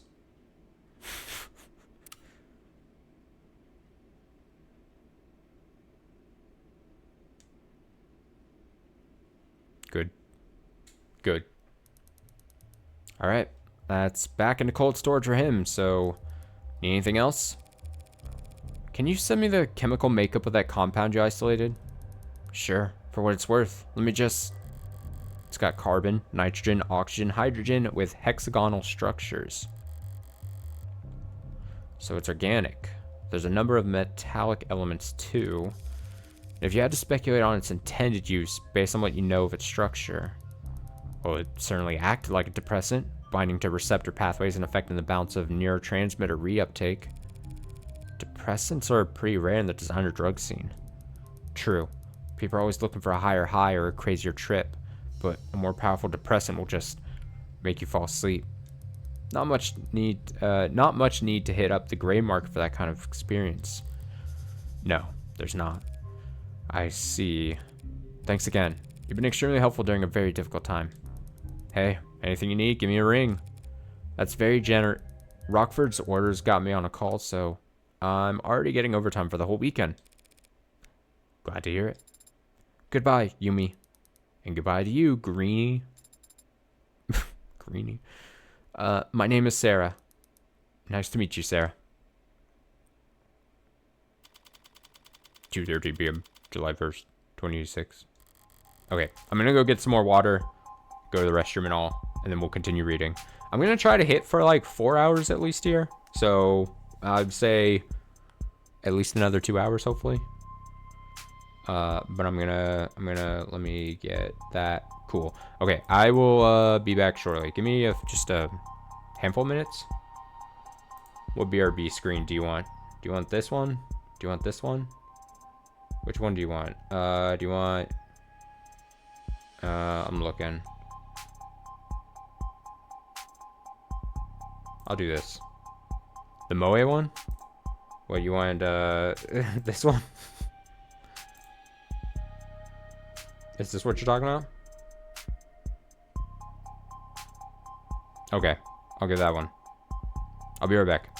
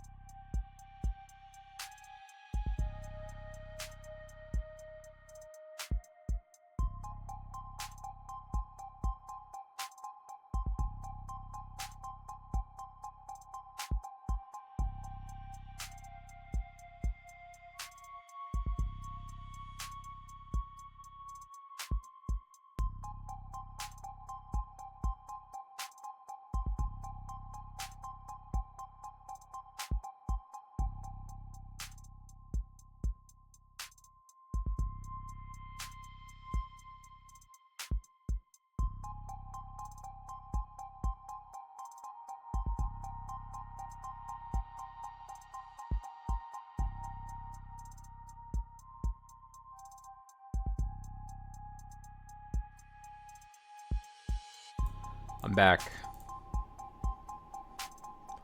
Huh. Let's continue reading. Once I grab the controller. Ito. Bleh. I can't do a good impression of it.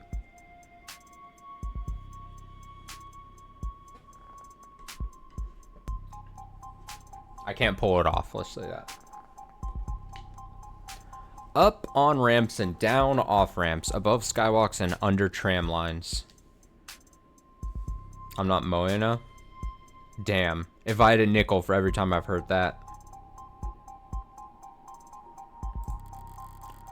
The buildings get progressively more polished as we head into the most economically developed part of the city.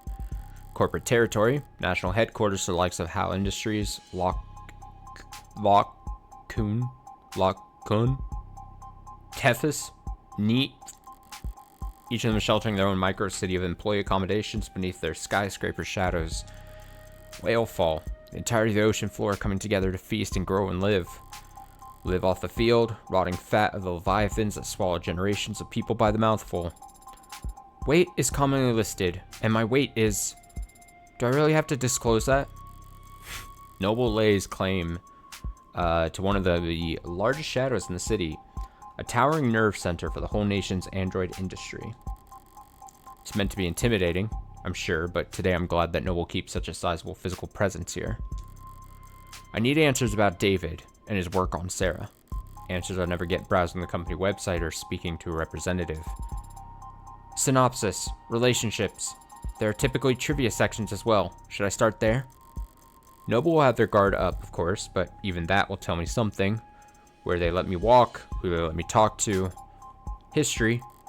Their efforts at performative transparency and clumsy obfuscation will... How did you know my father? What? I'm sorry. Did I interrupt your brooding? No. What did you ask? My father. I know you were his friend. But what was your relationship like? Can't you just scroll through our socials? Father avoided social media, and your online presence is not significant. You saying I don't have enough followers? How fucking dare you, okay? How dare you say I don't have enough social media capital, okay? Sarah? Essentially. We went to the same college. You studied programming? No, I studied all kinds of different things as an undergrad, but not technology. Is that a good way to prepare for law school? I wasn't preparing for law school. Or anything else, really. David, though, he had talent, and he knew he wanted to do something with it. He studied programming, robotics, discrete math, cybernetics. What classes did you share then? Business ethics. I was the second best student in the class, and he was the first. He was the one who asked the most questions. Not sure about his actual ranking. He found the course challenging, and I clearly didn't, despite being younger. Guess he felt burned. He'd come up to me after class to argue, and sometimes to ask for help. Father always talked about socializing like it was a chore. It was kind of you, to give him a chance. What, like I was some kind of social butterfly? The belle of the ball? You weren't? The face when I'm not the social belle of the ball. One Sunday night, he knocked on my door all panicked, saying he was in bad shape for this tech course. There was a midterm or something the next day. I couldn't make heads or tails of the material, but I did my best to at least quiz him. He wasn't satisfied, though. Wanted to cram the rest of the night. The father had to cram for an undergraduate midterm? Did I say something scandalous? He's been called the founder of modern programming. Yeah, well, even founder types can have poor time management when they're 21. He was already fried by that point. Wasn't hard to tell what he was really asking for. So I went and stole a study aid for him. You stole a controlled substance just to help him with studying? Pfft, no, that'd be insane. No, I just pocketed some breath mints from the common room. Dude, I remember There was, dude, I remember going to college, and even like by the time like junior and senior year, I wasn't doing anything like this, and it wasn't as prevalent. I think at least I wasn't caring as much. But like freshman and sophomore year, like people taking like Adderall was like, I remember was a lot of people like it would be like. There were a lot of people taking Adderall for like studying for stuff. Like it was so prevalent. That was so funny. What did I study? Get ready for it. Get ready for it. I have. Get ready for just potentially.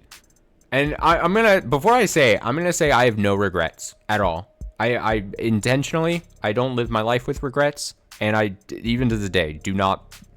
I graduated with a major in a bachelor's of science in electronic media and a minor in media studies.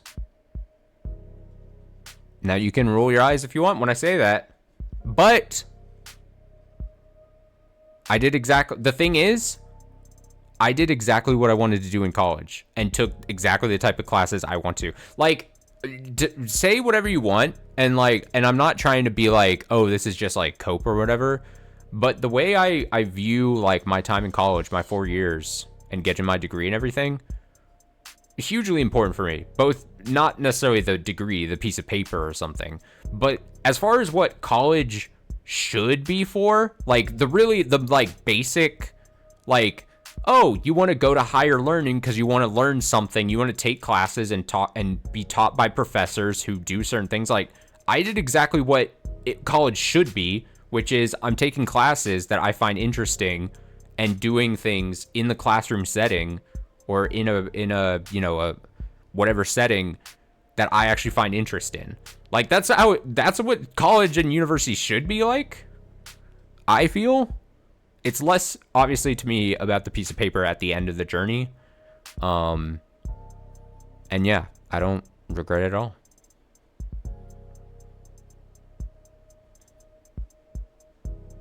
I enjoyed my time. And I took actual, especially towards the end, like actual classes, I was doing stuff and learning things and getting practical application for stuff. And even if you want to say, like, to this day, like, my normal job, my what do I say, my full-time job doesn't necessarily use the degree, again, use the piece of paper I got. Like, as far as going from high school to then 4 years of like, I'm doing stuff that I find interesting, like, I think I did it correctly. I mean, you could, of course, there's a fucking thing where it's like, you can make the argument of like, oh, you could do that outside of paying college tuition. You could just do that yourself, and sure, especially these days as it goes on, sure. But like, again, when it was like, I talked about it before, so I'm not gonna go up, but like, not only the classes and stuff all interesting, but like, yeah,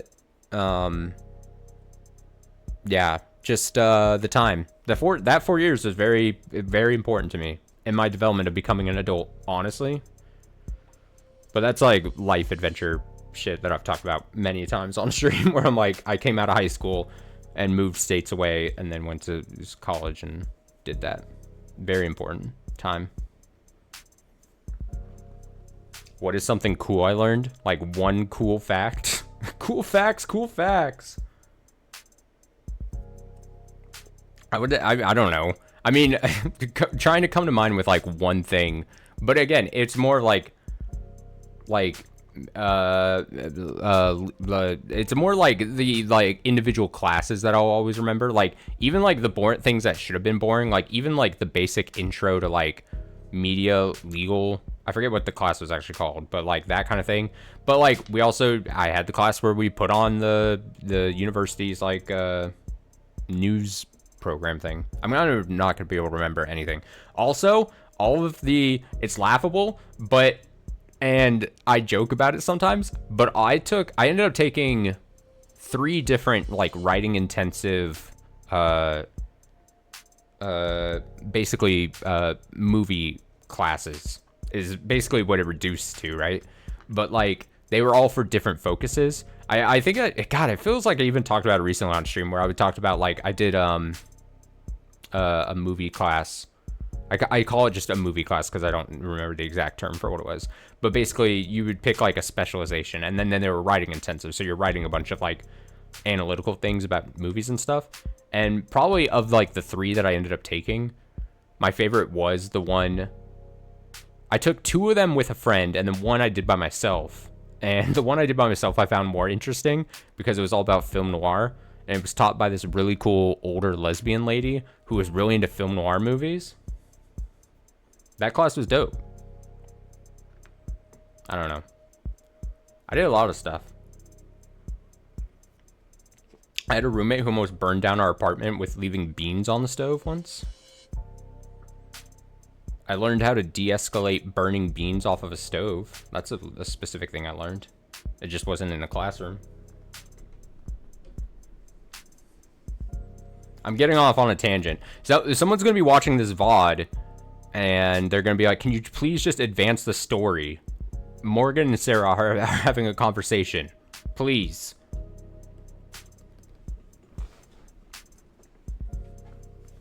Please click X. No. I just pocked some breath mints from the common room. Oh, I was like, how did we get off on that conversation? I talked about college prevalent Adderall use back in the day. For Tess, just like Morgan. Skip to that. Yeah, let me see. Skip to, I can see the record time. Skip to 2:18.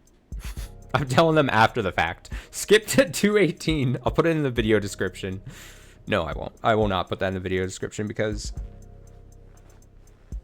I've oh god, in the VODs, I've only like a couple of times have been like a skip to this at this point if you don't want to hear something.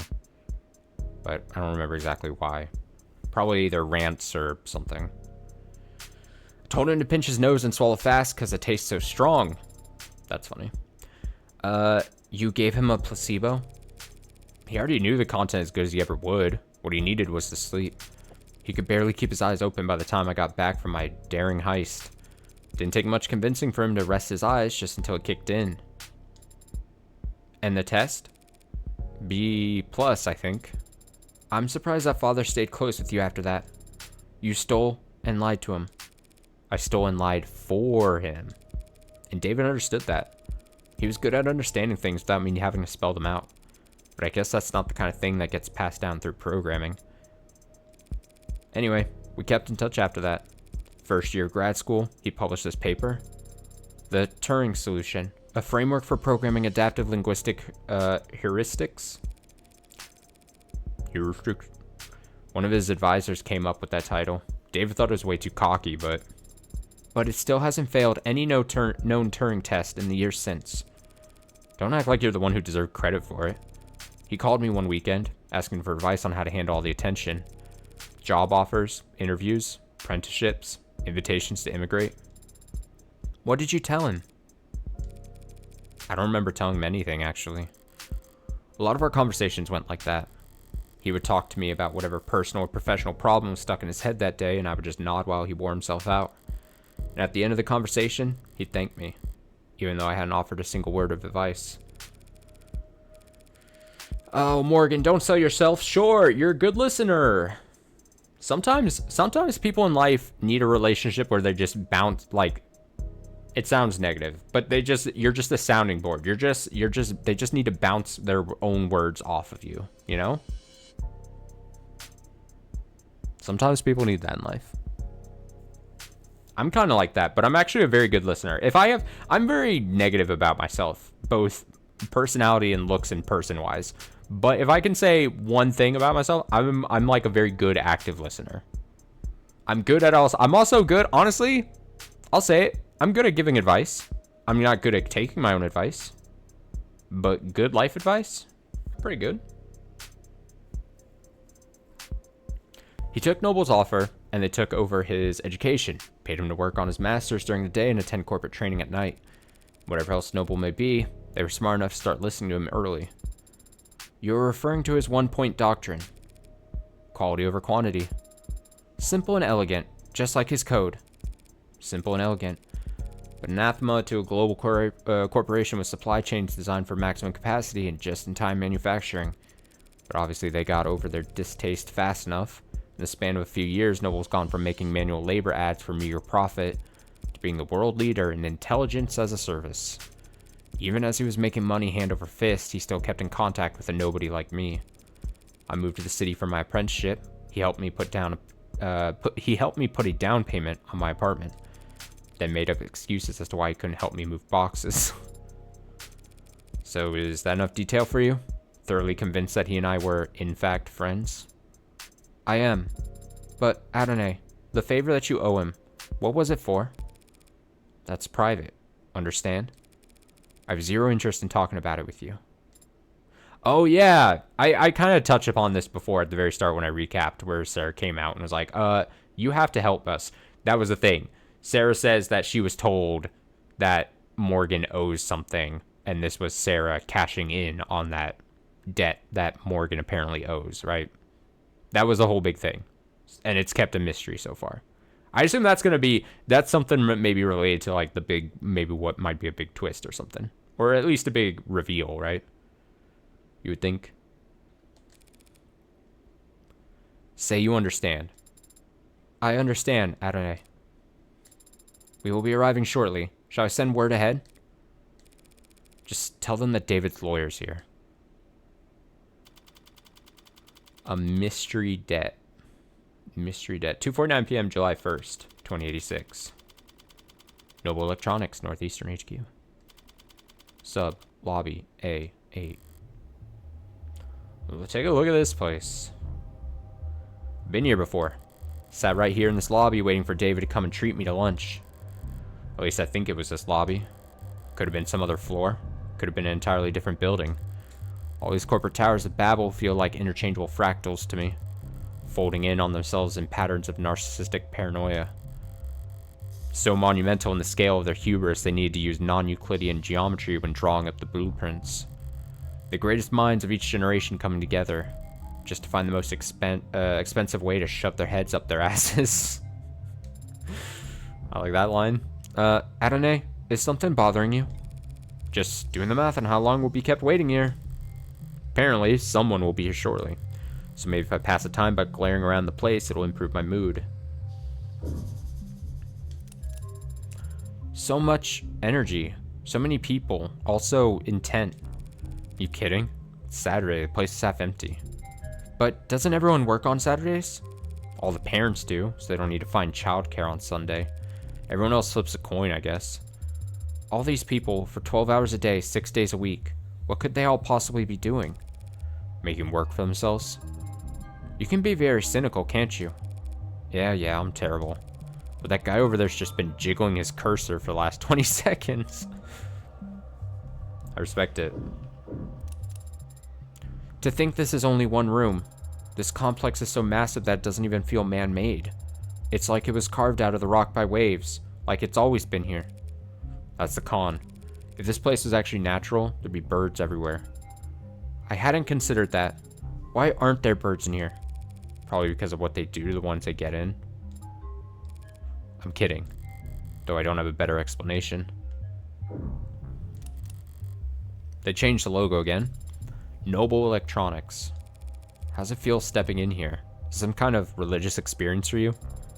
It's just the corporation where my father worked.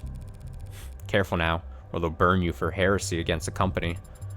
You said it again, the company, as if it's a proper noun. You're mimicking the employees, aren't you?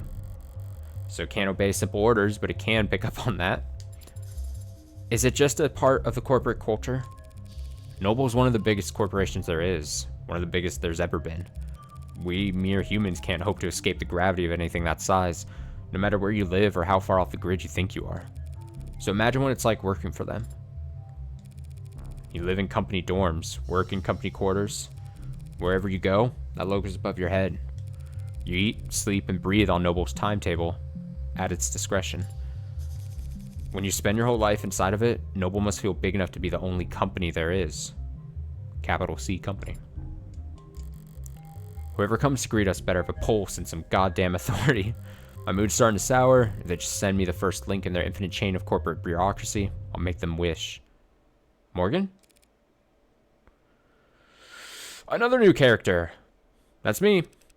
Hey there. Android Manufacturing Quality Control, Eastern Division. Evan Dawes. Evan Dawes, he says. Like it's an afterthought. What's a name compared to your place in the hierarchy? You seem familiar. Have you... I'm David's lawyer. Oh, then we must have... Apologies. Let me just first just say how sorry I am about his passing. You and everyone else at the company must be going through a lot right now. As if it's a proper noun. Thank you for taking the time to meet with me. You're welcome, but it's no big deal. Everyone's on the razor today, but what else is new? And compared to PR or legal right now, our workloads in QA are... Never mind. How can I assist you? Shortly before his passing, Dr. Asher began the process of registering this android. Yes, that is correct. Unfortunately, he wasn't able to finish the job. Look at that. It's definitely custom. Gee, you think? That face she had, those side eyes. Good thing I sought out an expert. Warm. Goes without saying. Reminds me of the A16 Premiere, if anything. Barcode is clearly printed. No visible defects. But you're right. Doesn't correspond to anything we got on file. Well, sent you the right man for the job. Now we just need to go to the right place. Not far, I hope? It's in the building. In the building? It could mean anything from down the hall to half a day's hike. Production line on B9 should have everything we need. You do manufacturing inside your corporate headquarters? B9's a fully functional production floor, but it was only built for demonstrative purposes. New clients make deals upstairs about how many and what shape or size. Then they come down to the basement to see how the sausage is made. I have enough money to build a fake factory just for guests? Smart. So long as you're only giving tours and not giving away company secrets. No need to worry about that. We take intellectual security very seriously around here. No kidding. There are 11 cameras on us at the moment that I can see. And who knows how many pairs of modded eyes are aimed our way. Clearly, nothing happens here without the almighty company knowing about it. So, if they try to claim ignorance about anything, it's gonna piss me off. Don't piss Morgan off! Lead the way.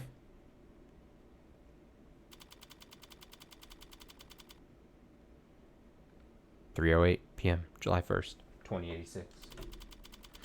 Noble Electronics, Northeastern HQ.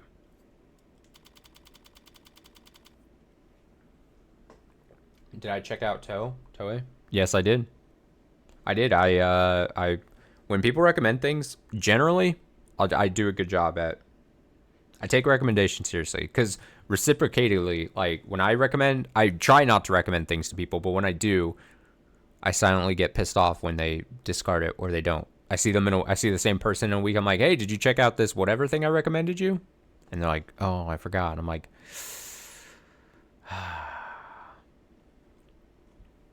outwardly, I don't express frustration, but inwardly, that's why, like, oh man, I feel like I ran about this recently on the channel here too. I take recommendations so seriously because, like, when someone recommends something to me, like a friend, I'm like, oh, even if it's not a big deal, I go, oh, they're thinking of me, and they're like, oh, you would maybe like this thing, and even if I end up not liking it, like, they're at least trying. They're like, as long as it's not like an off-the-cuff recommendation, they're like, if they know me, then I'm like, oh, I'm gonna try to see to it that I check it out, because it's like, oh, that's interesting that you link me to this, whatever it is, music, book, show, whatever.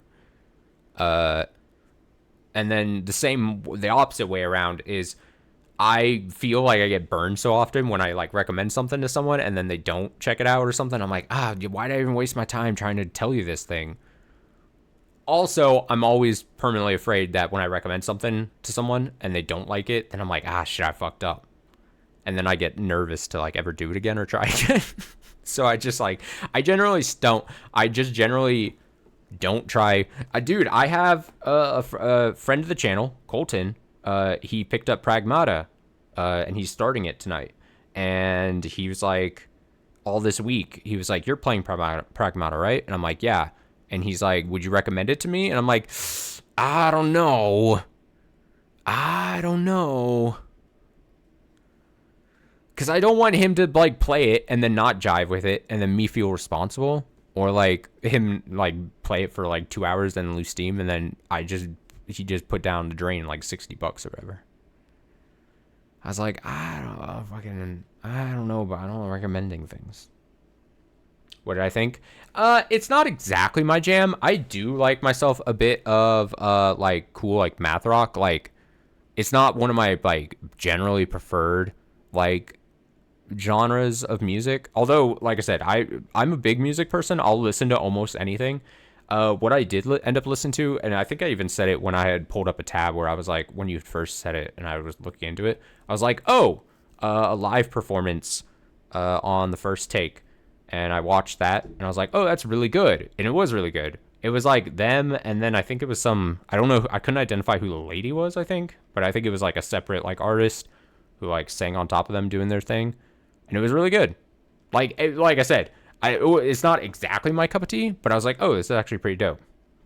I'm not going to be able to remember what the song was or anything, though. But I did check it out, because I was like, oh, the First Take. Because that was the first thing when I searched. I was like, oh, like a video. It was like 6 or 7 minutes long, I think. And I was like, oh, I recognize the First Take, and I like checking out live performances on the First Take. So I was like, I'm going to check that out. It was good.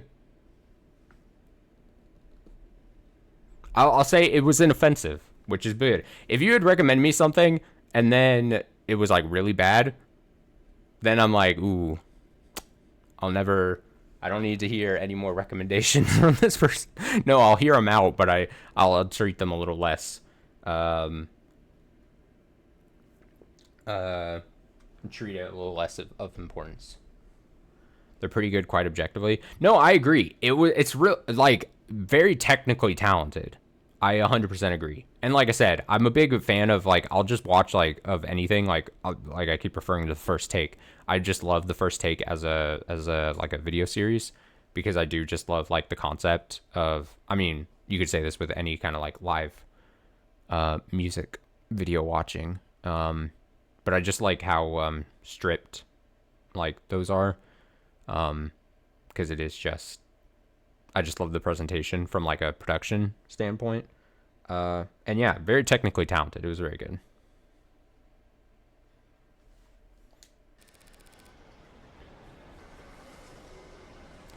I could recommend some crazy hyper pop or stuff. You mean separate from them, or them doing hyper pop? That would be crazy. No, I'm not, like I said, I'm always down for recommendations in general. But yeah, it does work on like it works on a, I don't want to say 3-strike system. It's a 1-strike system. If you recommend me something so bad to me, then I'm like, ah. Or, of course, on this channel, if you want to spend the points for it, you can always force me to listen to a song for the song's intro. But that's with channel points. Well, I am a brat girl. I'm not denying it. I listen to a lot of music, though. Let's be real. I listen to many types. I'm a big enjoyer of a lot of stuff. Dude, speaking of brat, speaking of Charlie.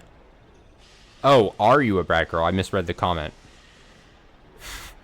I thought I just read it as a declarative statement. Well, you are is what I read. That I mixed up R and U. Speaking of fucking Charlie, dude, Charlie was like in an interview like in the past week or so, and like she was saying and hinting that her next album is like gonna be more like rock music focused. And there are the people that hopped on for Brat and were like, oh god, what is she gonna do? And me, who's been a long standing Charlie XCX fan, I'm like, this is great. This is gonna be great. I'm so excited. I'm so excited.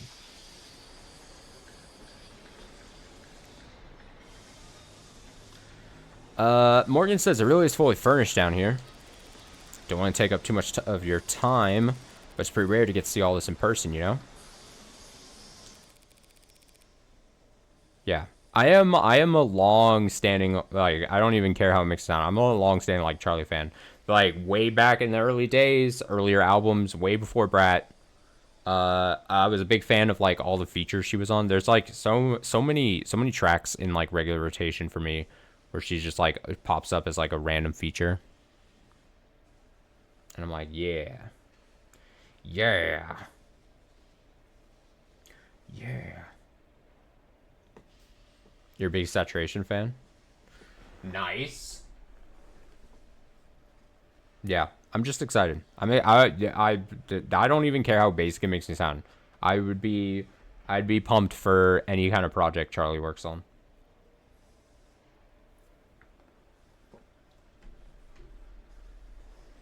And I find it very interesting. I always thought this was going to be the case, especially like she always talks about like that weird dichotomy of like having to like if you look it's like a lot of her music. I'm talking as if I'm like some kind of music historian, so apologies about how dorky I sound, but like she's been in interviews where she's like she talks kind of openly about the struggle of having to like prioritize and trying to balance both the projects she's super interested in to the ones that are like more easily commercially successful and like stuff like that.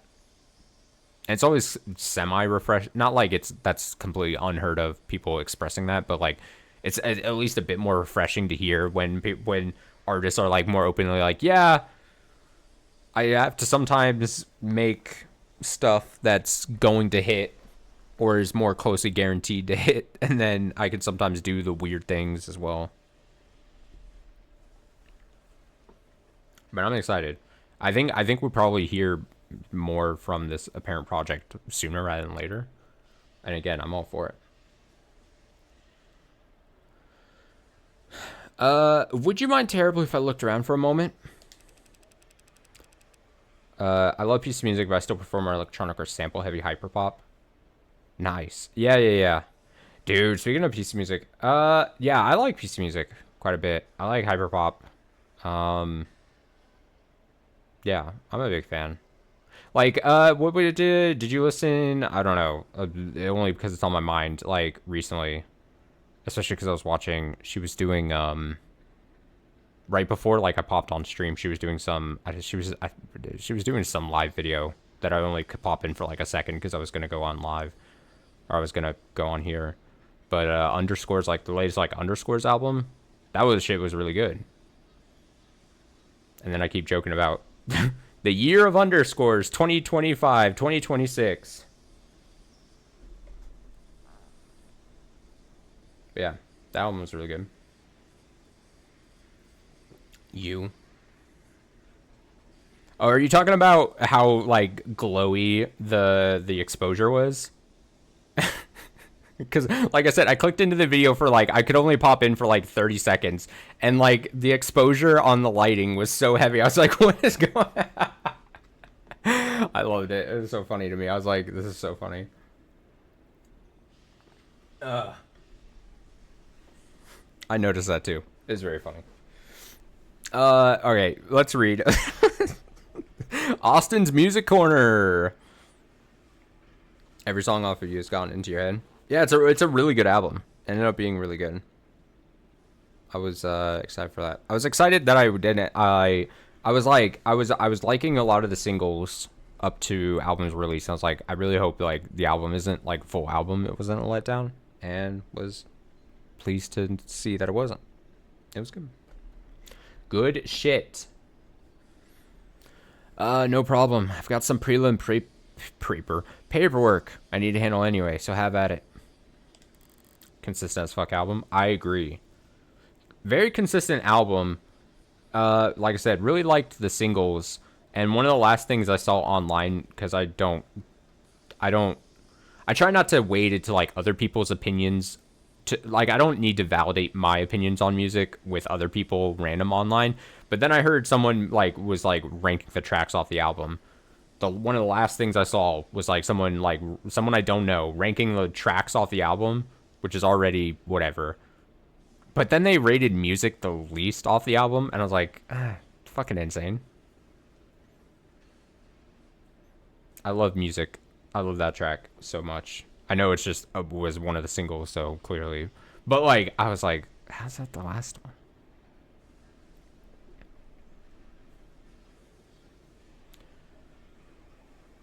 Yeah. No, that's what it comes down to. Everyone, it's just opinions are opinions, right?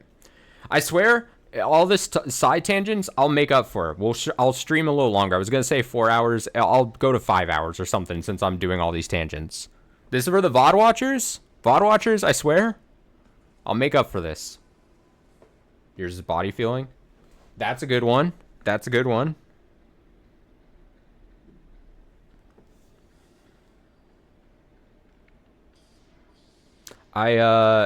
Even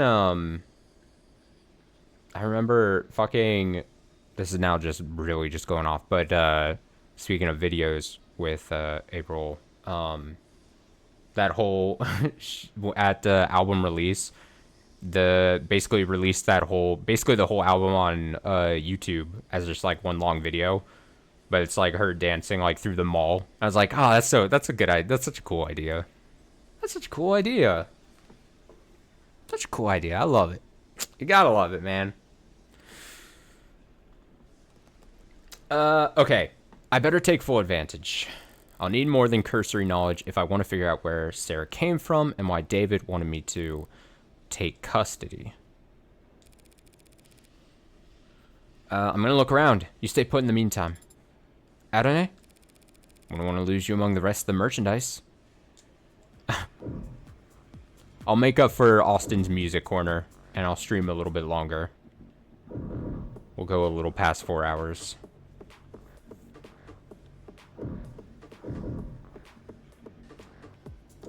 Let's watch. What's being built out there? Our top of the line, brand new bestsellers. Animate 16. Warm. Looks kind of cold out there. We keep the factory floor refrigerated. Slows the organics already tuned metabolic activity to a minimum. Explains why the room doesn't smell like rotting flesh. Flesh out there is only somewhat rotting. Slowly. I just meant I'm surprised to see metal. Oh, well, all the A16s have alloy endoskeletons. The organics are layered on later in the process. I can read. Sounds like what Sarah told me about herself. Maybe she really was the A16's prototype. But it's hard to imagine bridging the gap between her and these scattered doll parts. I get that you can grow just about anything from lax Gemini, but how do you get the synthetic and the organic to work together? Yeah, that was our first concern when R&D began work on the worm concept. Worm. I'm saying like worm. Warm. Warm worm. The 1.0s were real skin with synthetic muscle. And it was a horror show. Metal pulling on skin was just... right. For 2.0, they worked backwards. Organic muscles, organic skin. But digital signals on organic hardware was a dead end. Didn't the muscles flex when you pass an electric current through them? They'd flex and unflex, sure. That's not nearly precise enough for facial expressions. Looked like puppets strung up on live wires. We used the test footage to haze interns, actually. You must have figured something out. The A16 wouldn't look out of place on the runway. Thank you. We try. We ended up reaching out to mod companies. Well, we actually just brought out a half dozen of them, but... right. They figured out how to get human nervous systems moving mechanical limbs decades ago. So we just need to get a mechanical nervous system to move. Living limbs. Very clumsy attempt to avoid using the word human. High precision mods are slotted straight into the nervous system. They receive their input from neurotransmitters, not bioelectricity. So you had to do the opposite? Exactly. We created a synthetic neurotransmitter that our androids could use to communicate with organic flesh. Where did that breakthrough come from? Dr. Asher? Hardly. He led the team that built the motor neurons in this analogy. They carry commands from the central nervous OS to individual muscles across the chassis? But the synthetic analog serotonin, that was actually an old brainchild from the VP of Android Features, Helen Jung. Jung. Hasn't David mentioned a Dr. Jung before? Sounds oppressive. She's one hell of a biochemist. Or she was, I guess. Not much time for individual lab work when you get to her kind of pay grade. So Jung collaborated with David on the technology that enabled Borm androids. As I thought, whatever went in Sarah that makes the android so distinct couldn't have taken sole credit for it. Jung, did he partner with her on this?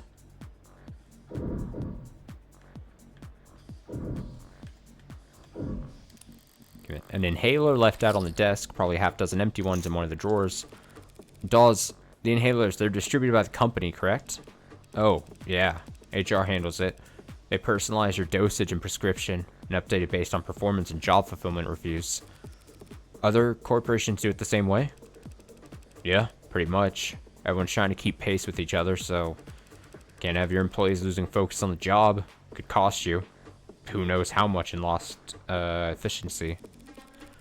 Sorry if this is insensitive, but given what happened to David, are overdoses common in the company? Yeah. Yeah, he says. Overdoses, that is, not hospitalizations or deaths. It's all pretty organized these days. These days? Man, back when I started in consulting, pretty much everyone had an embarrassing story from the first 2 years where they popped a few too many greens and missed the on-ramp. Popped greens? Yeah, used to be pills. Green to get you going, yellow to keep you there, swallow red after brushing your teeth and get into your bunk fast. But yeah, the inhalers are a huge improvement, like going from torches to light bulb. They sync straight to your personal biomes and adjust dosage in real time. Overdoses are way down. That's great to hear. Trainees under me don't realize how good they've got it. Kids probably won't even have to learn how to purge. Yeah, I know, right? Purge. Term. The act of emptying one's stomach contents by inducing vomit, triggering the gag reflex, or using laxatives to stimulate bowel movement.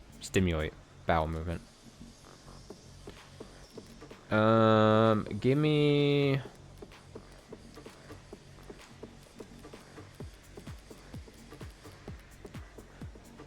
Poison? Question mark? Oh, profile, Evan Dawes. August 1st. Chief Supervisor Andrew Max, Manufacturing Quality Control. Likes hammocks, calligraphy, and pale ale. Dislikes first dates. Conference calls, 5 o'clock shadow. Proud of his practice handshake. Struggles with solving captchas. Hair starting to gray. Tough. Tough. This seems to share some components with that coffin Sarah was napping in. Dawes does quality assurance. Is this some kind of Android calibration device? It's probably what he'll use to register Sarah. Looks a little... Is Sarah tall enough for it to recognize her? There's something out there that caught my eye when we came in. Very familiar shade of crimson. If I squint through the glass, out on the floor, there are temperature-controlled fluid tanks. Through glass and plastic flows an eye-catching scarlet that transitions into... So, you add the blood towards the end? You mean the oxidant? Yeah, relatively late in the process. Something out of place. Androids have blood, even if it's not officially labeled as such, but it isn't red. It's pink. Sometimes milky, sometimes neon, occasionally garish, but pink. I just didn't think the oxidant would be red. Oh, right. Sorry. I barely noticed it at this point. Color's natural.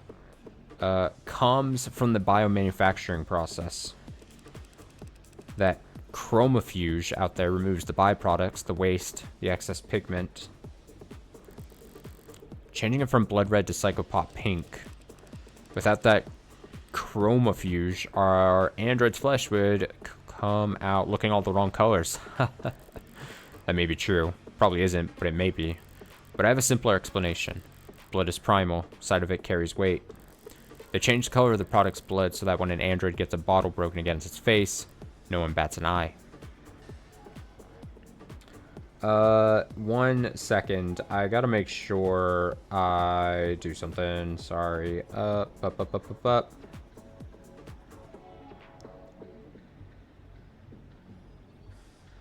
Okay. Perfect. Sorry, I shouldn't have been getting distracted. Okay. Feels like I've seen this before. That's right. There was one in David's lab. That's a nanograde elementary manufacturer for short. Real high quality piece of machinery. Each of them built in-house by Randock Mechanics. What does it do? Nano level flash fab. Basically a 3D printer for nanomachines. You build nanomachines in your factories? For use in your androids? The raw materials are cheap, literally elementary, so no sense in getting them shipped in. It's mostly the medical models that make use of them.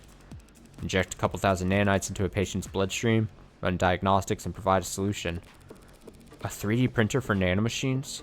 So what kind of ink does it use? Silicone, hydrogen, oxygen, carbon, building blocks. They feed into the nanoprinter and assembles machines particle by particle. Like a ribosome building structurally complex proteins out of chemically simple amino acids. Must be time consuming. You would think, but Randock cracked the code on parallel microfracturing.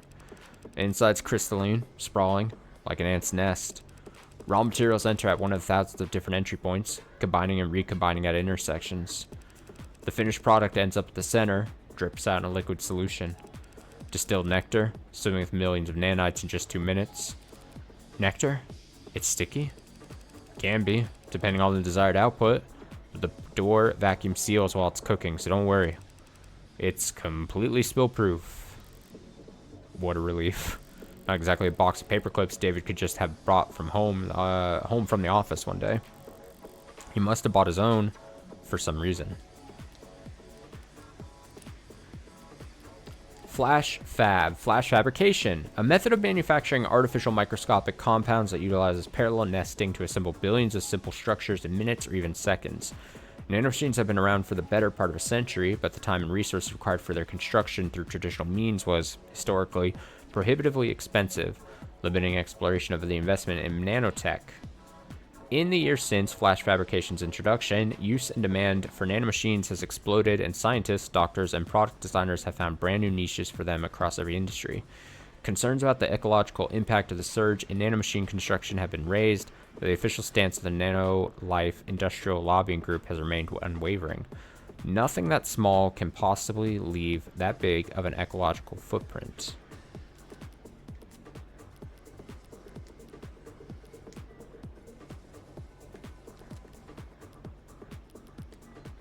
Yeah. Okay. Boxes. This. What have we got on this data pad? Some kind of write-up? On the subject of Sullivan's Peak.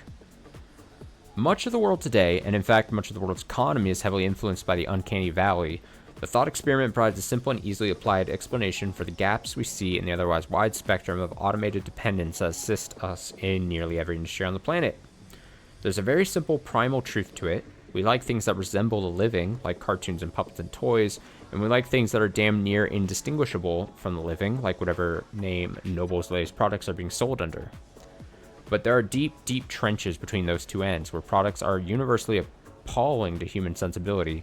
The uncanny valley will no doubt remain a useful tool for teaching, marketing, and design for generations to come, but already we are seeing ways in which it fails. It is becoming increasingly clear to us that the space between nearly indistinguishable and truly indistinguishable is much wider than we ever suspected, and it may not be the only part of the map that we must fear. I propose we bridge these gaps in knowledge by looking to the speculative fiction of Robert J. Sullivan, who in his most well-known work, Equal Under One Sky, described a concept which thereafter has been called Sullivan's Peak. I thought I saw a bug on my wall. I like panicked for a second. How dare a bug maybe potentially attack me while I'm streaming? False alarm though.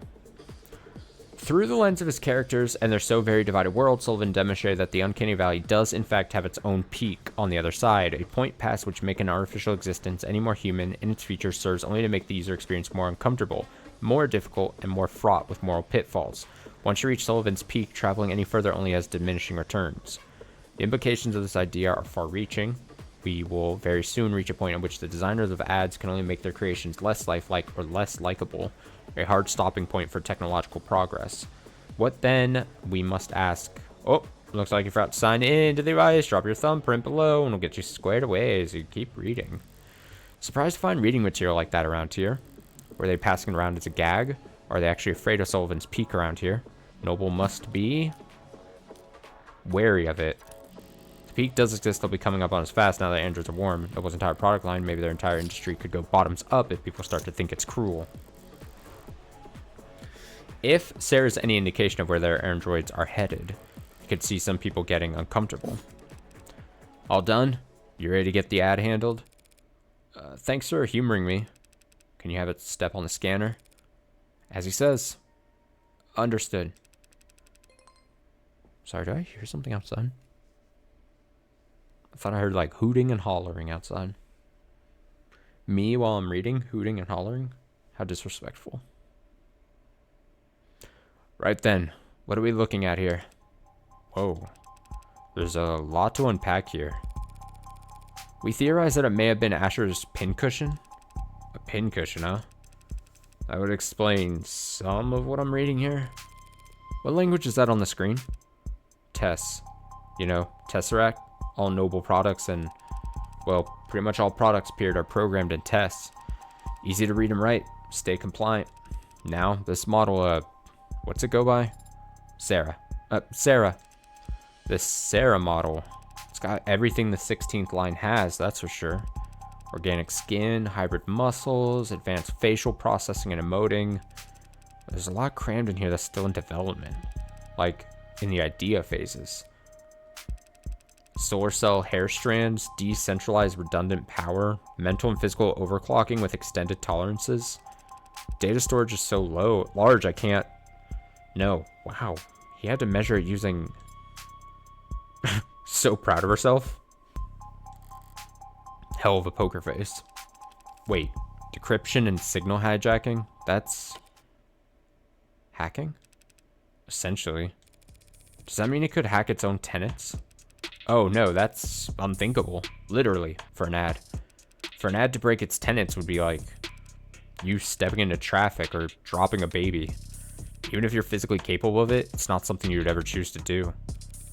Some people do walk into traffic. Psychotics, addicts, the mentally ill. Does that mean there are androids? Well, no, there aren't crazy androids. So yeah, I guess my analogy doesn't hold up. That's okay. So it can't hack itself, but it was given the ability to hack other systems. The industry line is that such a capability could be an option in certain emergency scenarios. Breaking through the firewalls and encryption of surrounding electronics to broadcast directly to police or military channels. Speaking of military, this musculoskeletal setup is drastic. I've never seen this on a consumer model. Can you lift a car or something, Sarah? Most cars. It would depend on the center of gravity. Lady, this Sarah could wrestle a public disturbance walker and come out on top. Those stomping behemoths they bring out for riot suppression. And in terms of computational ability, the estimate says that can't be right. Look, Dawes, I was actually hoping you could tell me something about the software or the metadata. Who worked on it and when? Right, okay. Well, that's unfortunate. The editing logs have been purged. That doesn't sound very above the board.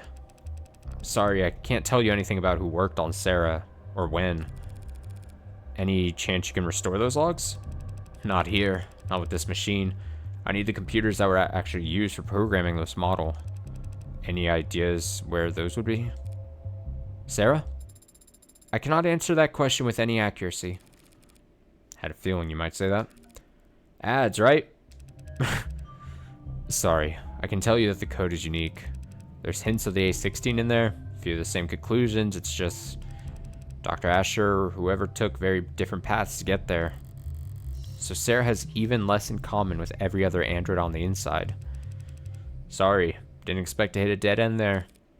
Not at all, you've been very helpful. Can we still get the registration done? Yeah, no problem. Got the software and forms all set up here. Occasionally we let a new business partner bring one home fresh from the oven, you know? Oven.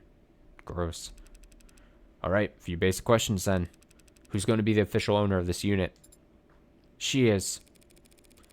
As it says, unless the will disagrees, it's my responsibility. Right then. You fine with the designation Sarah? You can set it to anything you like. Well, actually... Never mind. Sarah will do fine. Okay, this part's all standard. Civilian model, address, contact info I can get from your crumbs. Do you want to reset to factory defaults? Could clear up a lot of quirks. Damn, you can't do that to her. Not right now. Last thing then is the grading. I'm reading 23 tenets here. Nothing too far out of the ordinary. 23? That's higher than I expected, talking with it. She seemed more malleable than that. Don't blame yourself. Guessing tenant count from outward appearance has become a crapshoot. Not like it used to be. Used to be they only had 3 tenants total, and every unit had to have them. Then came the first accidents, and the first lawsuits, then the hearings, and the legislature. And the demand for more tenants. A tenant making sure ads couldn't endanger the state. A tenant stating that ads wouldn't divulge private information without prior consent. There was a campaign calling for a tenant to weigh child and adult lives equally during a risk assessment. There was a campaign calling for a tenant to do the opposite. Companies wanted their asses covered. Customers wanted guarantees. There was never much incentive to deny a requested tenant, so the list just ballooned. Until the military entered the market in full force. You sound like you don't approve. I wouldn't go that far. They need their ads to be able to pull the trigger when ordered to, without clearing 5,000 lines of bloated, hard-coded decision points to get there. I get that. But since the armies are the only ones using tech with bare minimum tenets, all the best, least cluttered, most elegant code is only used for war games. It's not very romantic. Well, not like I was on the jury. Department of Advanced Defense Projects v. Zenith Dynamics. Supreme Court sided with the military's request and set a new precedent that every other army around the world would race to meet. Changing tenants from a mandated list at the root of every ad source code to a choose-your-own checklist. It's funny. Ads with the most tenants, they're so locked up you can't even have a conversation with them. And outside the armed forces, the only ads with single-digit tenant counts are just vacuuming floors. The most impressive ones, like what you got here, fall somewhere in the middle. Sorry, went on a tangent there. Only thing left is the evaluation. What gets evaluated? Total financial worth for insurance purposes? Yeah, the insurance companies made sure we had very accurate algorithms for this. No room for human error, they insisted, with no sense of irony. Wow. I mean, I knew it was custom, but what price could they have possibly? That's a lot of digits.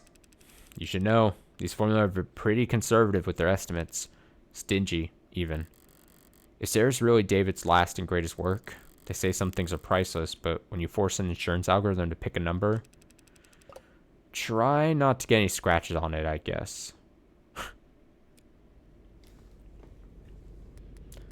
Let me get these cleared. We read that. Bit of evidence, Sarah evaluation. Perfect. I like reading things with a very low rumble going on. Tesseract. Tesseract 4.6, better known as TESS, is the latest version of the Tesseract programming language, built on top of the Tenet system and utilized in industries around the globe to code the software that allow androids, robots, holograms, and more to react to their environment intelligently with intention. At the start of the century, there was a much greater variety in the number of programming languages available with which to code. Globalization, the standardization of industry procedures, and the gradual erasure of many spoken tongues contributed to the loss of countless programming languages during the mid-21st century. Today, TESS is virtually unchallenged as the global lingua franca programming language. The study and teaching of other older programming languages is mostly done for recreation, hobby, or digital archaeology. So many terms. Tenets supersystem. A programming framework underlying the development of modern automated dependent software. All contemporary supported programming languages are built upon the Tenet system, allowing users to designate a series of inviolable priorities for their code to pursue. Once added to a program, a tenant cannot be circumvented under any traditional circumstances, and even then, only if a tenant with a higher weight supersedes it. Tenets were first adopted in the field of computer science as a trio 3 priorities. No, it's not a... Tenets were first adopted in the field of computer science as a trio. Pause. 3 priorities that govern how preserving human life, obeying human commands, and avoiding damage to human property should be prioritized. Since then, the number of supported tenets has ballooned to 213. Most of them requested by lobbyists in the insurance industry looking to better define relative financial value. Tenets are well known for increasing the decision time lag of programs. This, combined with their engineered inflexibility, has made it such that most programmers aim for a tenet limit below 30. Originally, the one tenet that could not be removed from any program was tenet safety 0, aka tenet 0 or tenet 1. Said tenet dictated that the following program cannot produce outcomes that would result in harm to a living person. After the decision reached in People versus Volstance defense contractors and the resulting widespread adoption of automated descendants in the military and security sectors, this is no longer required, though tenet 0 may still be added to particularly benign or mundane software as a good luck charm, superstitious ritual, or joke.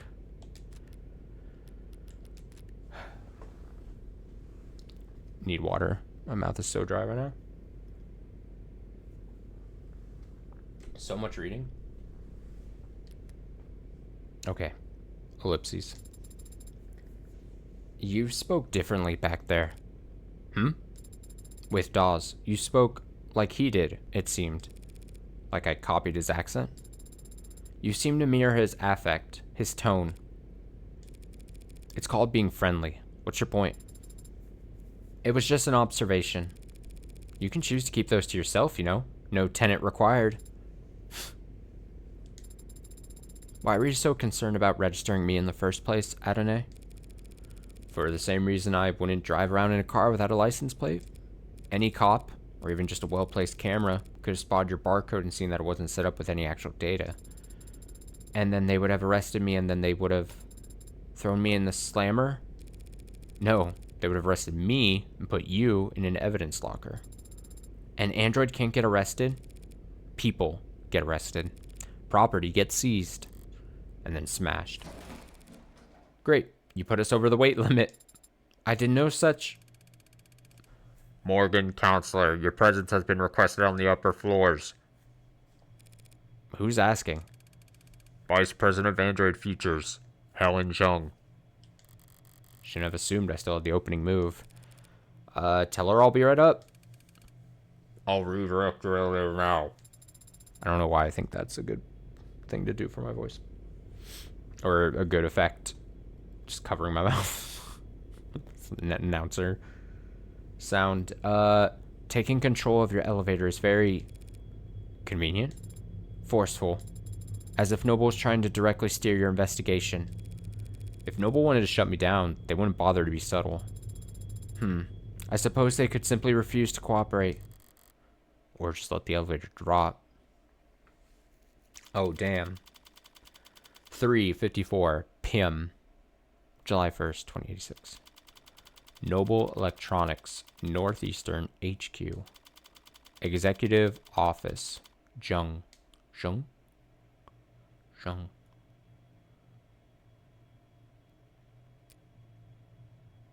those eyes. Right. Speaking first is a sign of weakness, is it? And here I thought I could avoid wading into the swamp of corporate pretend power dynamics. You know what? I'm going to establish dominance. Let's go. And by establish dominance, I mean speaking first, because I say screw office corporate power dynamics. I don't have time for this inverted staring contest.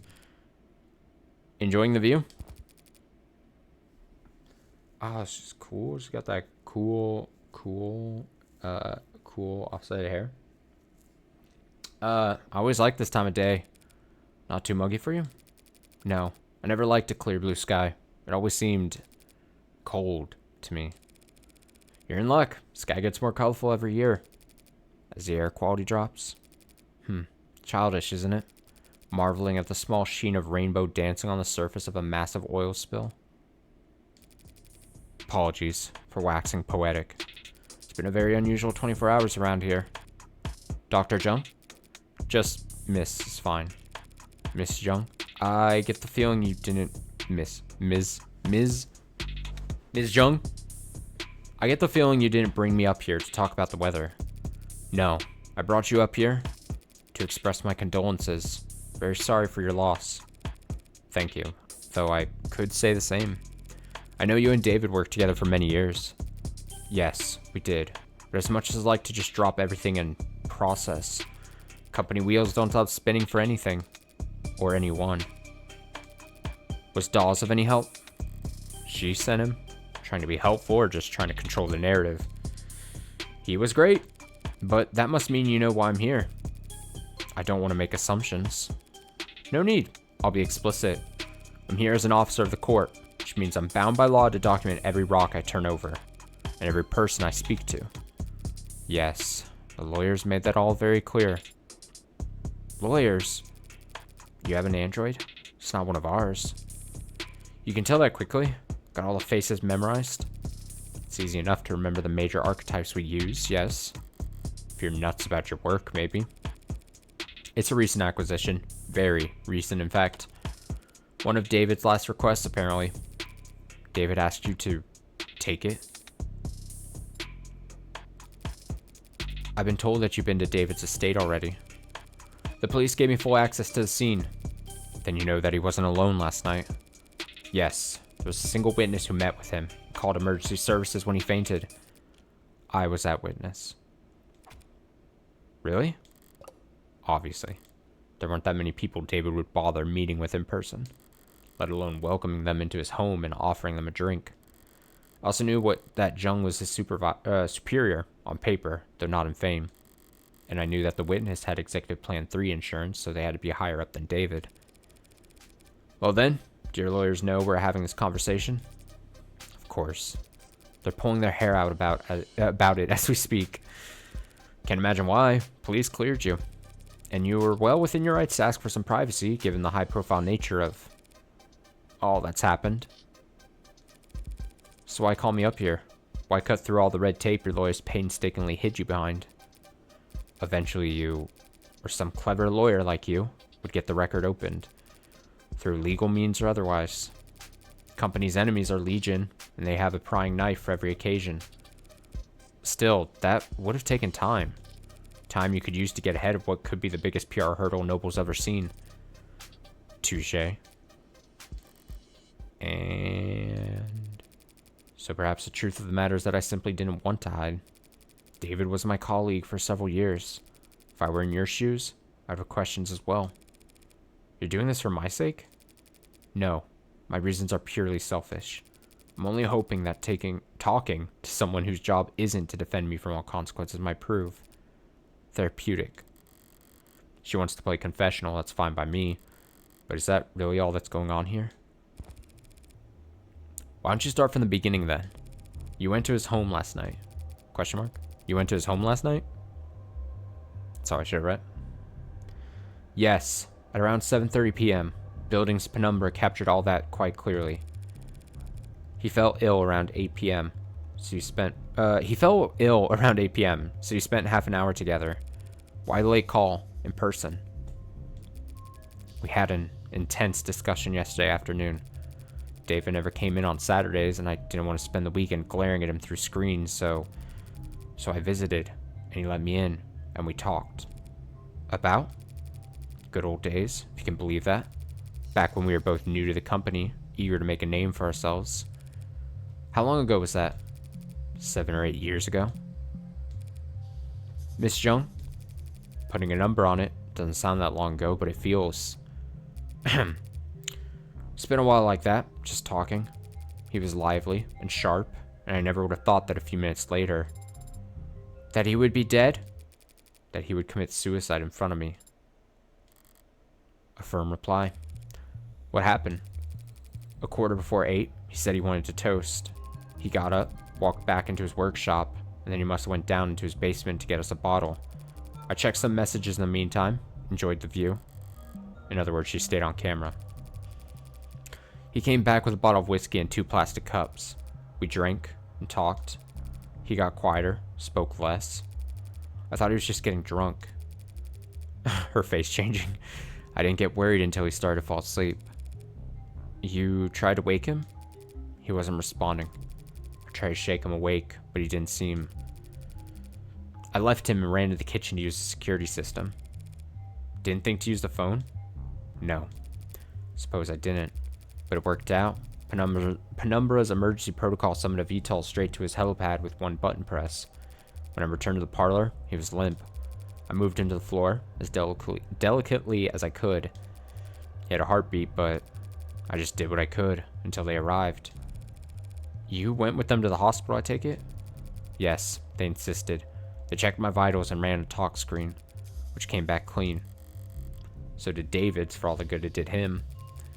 I wasn't paying close attention to what they were saying at that point, but I'm sure they ran through every step of the CCE SOP. That's what they're paid to do. You seem certain that it was suicide. Yes. Why? As I said, he got quieter as the time passed, and he spoke less. But the last thing he said to me, the last clear thing he said, was that he was happy ending it here. Said he was content. And he downed his glass after that. He drank every last drop. Does that sound like David Asher to you? Curious, restless, perfectionist David? No, guess it doesn't. Let's get this profile. Helen Jung, December 9th birthday, blood type AB. Occupation VP of Android Features at Noble Electronics, likes red meat, flower gardens, high thread counts. Dislikes working from home, shopping online, and waiting. Languages fluent in 3. Enjoys attending baseball games. Oh, America's pastime. Hidden talent, getting children to stop crying. Interesting. That I think got updated. Cool. Lots of topics here. You said CCE, Standard Operating Procedure, a moment ago. What is that? CCE stands for Counter Corporate Espionage, which is just industry doublespeak for corporate espionage, only used in self-defense. You understand? So, Noble anticipates employees at your level getting poisoned. They give us all kinds of CCE training. Subtle.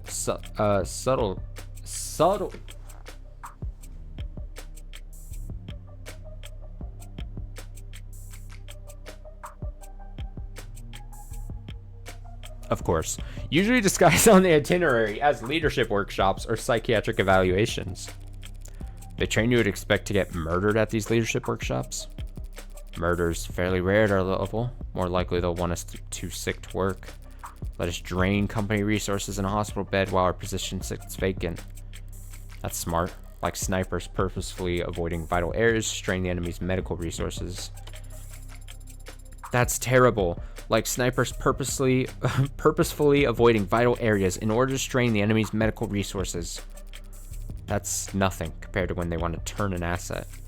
Feel ill for the rest of your life with an undiagnosable malady. Or become our mole and we'll send you the antidote every 2 weeks. That's a nasty piece of work. It's a nasty line of work. Consulting. I'm sorry? That's just what they call it.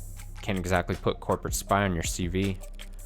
So every consultant I met at a cocktail party was actually... Depends. Did they say that they're consultants?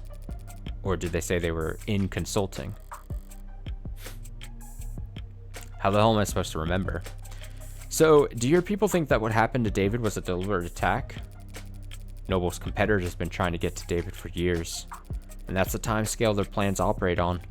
If this was an attack from a rival corporation, the company would have seen it coming. And they'd probably have struck first. I've been curious about this ever since I saw the scene. Why the plastic cups? There's a story there. David and I got hired around the same time, under similar circumstances.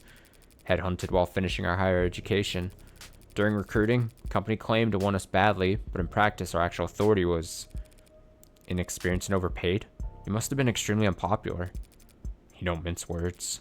We didn't either back then. We were loudly trying to convince our superiors that the entire sales model for androids was antiquated and self-defeating. Two of them made the one-point doctrine. That's not the story I've heard in Noble commercials and Noble sponsored media. Come to think of it, it's not a story I've ever heard from David himself. We had this deadline, self-imposed, but still a deadline. We wanted to get our pitch to the president of international sales by end of day. 7 p.m. rolls around and people start filtering out. David still has his head buried in diagrams and sales figures. Imagine a technical man like him, a programmer, trying to make a sales pitch. Clock hits 9 o'clock and even the zombies start heading home. I turn to David, tell him that's not going to happen. We're nowhere near finished and the day's long since been over. He looked at me like I'm the only other person on a sinking boat. I've just stopped pitching water. And he says, the president lives on the other side of the globe. We still got all night until his end of day. We wrapped up at 4 in the morning, just us and the cleaning staff. Back then, only half of them were ads. He finally sends a message and I'm ready to collapse. Got nothing. We stared blankly at his inbox for the next 40 minutes, hoping that the harsh light would give us the energy to work through the next day. Then we got a response. It wasn't long, but it showed he was interested. I'd been turned down so many times before then, ignored and placated, passed up and ghosted, but together, David and we had finally gotten a win. So David asks if I got anything to drink. Got a bottle of some swill in a cabinet at my desk, but he doesn't want to drink from the bottle, says he wants to toast. Cute! Cute! Show me the screen. So we sat there at 5:19 in the morning, toasting awful vodka to one another in cups we grabbed from the break room and toasting our first victory against the corporate beast. Between the lack of sleep and the drinking, next day at work was hell. Sounds like a good memory. Plastic cups and liquor. That was our little ritual. So I didn't think twice when he presented me with my cup. It was ceremony for us. As VP of Android Futures, you're David's superior, aren't you? That's correct. Didn't you join the company around the same time? David was always more interested in his work than he was in climbing the ladder. Didn't like playing the corporate politics game. So, was he unpopular around here? Not unpopular, no. Not the great Dr. David Asher. Misunderstood, perhaps. How so? He could be blunt, demanding, some might say. He wasn't trying to be, it's just not everyone could work at the same pace as he did, for as long as he did. Even with the whole company huffing those inhalers, they couldn't keep pace with David. Speaking of which, I don't see any at Jung's desk. Maybe it's just not something you leave out in the open at her level. So, you would say that his work-life balance was... Balance implies the two are at odds with one another. We use work-life harmony here at the company. Fascinating. So, was he in harmony? No. David always had plenty of suitors, but he was never willing to put the time in. But I'm sure you're more knowledgeable than I am on that subject. Right. What do you mean? I had to help him draft a lot of apology notes over the years for misunderstandings and double bookings. Scandalous. The A16 only entered production this year, correct? Correct. Pre-order started last holiday and we began shipping in the first quarter. I understand that you were instrumental in the success of Warm Androids. I played my part supervising the launch, yes. Weren't you the one who designed Synatonin, the factor that enabled communication between synthetic and organic parts? I'm surprised you heard of that. I did lead that project, yes. That was years ago. At the time, Synatonin was little more than a novelty, a dead end. It wasn't until David took the reins on the A16 that we found a use for it. Took the reins? He was lead programmer on limb coordination, facial expression, exhaustion parameters, and he designed the synthetic nerves that made all that possible. David did all that? It's a lot more than just programming. Was he always so gifted in that many fields? Did he fill those roles on the A14 or A15? No. He used to stick steadfast to his role as a software architect. That was his field of expertise, and he didn't wander far. But 2 or 3 years back, he started sitting in on other departments, taking notes. Soon, he was joining the discussion, proposing new ideas, and eventually, they came to follow his lead. Just like that? Just like that. So he just applied himself, and soon he was leading other departments? That's kind of genius that Dr. David Asher was. Maybe they weren't paying him enough. The company profited the most, of course, but the entire industry benefited from his vision and leadership. His loss we felt for years. Last one, Sarah. So this android, Sarah, even Dawes couldn't find any real details on where it came from. It's not in any of our systems. I'm afraid not. Did David ever talk to you or anyone else at the company about a pet project? Pet? No. He never gave me any indication like that. And if he didn't talk to me about it, I seriously doubt he confided in anyone else at the company. David didn't trust anyone higher on the chain than himself, and anyone below him. Frankly, they couldn't possibly hope to give him advice. He never mentioned me? No, never. Androids don't come cheap. You never heard about him requisitioning parts or resources? There were never any discrepancies with his company credit card? The company's accountants are mirthless, even by industry standards. They wouldn't humor anybody, not even David Asher. If they had ever detected financial discrepancies, there would have been an uproar loud enough you could hear in the mailroom. You have a mailroom? Not since the 30s. Just a figure of speech. He couldn't have taken resources from the company without leaving a record. But no one would deny, excuse me, Dr. David Asher information. He would have been able to obtain all the necessary data to build his own android. Then, with enough time and money, he could privately purchase the raw materials himself.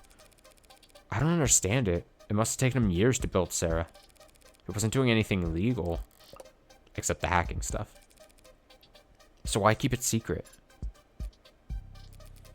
I don't know. But he was private and a perfectionist. Perhaps he simply wasn't proud of his results. Damn, not in front of Sarah like that. Could be. Well, thanks for taking the time to talk to me. I'm sure this has been a difficult day for you. A difficult day for all of us. A message from Fran? I'm running out of leads to chase. Brad better have good news. Are you really going to take this to court? That's my plan. Circumstances may be irregular, but I'm still defending a client from a criminal charge. It's my responsibility to argue that he's not guilty of what he's been accused of. And is that what you believe? That he didn't commit suicide? Guess I haven't decided what I believe.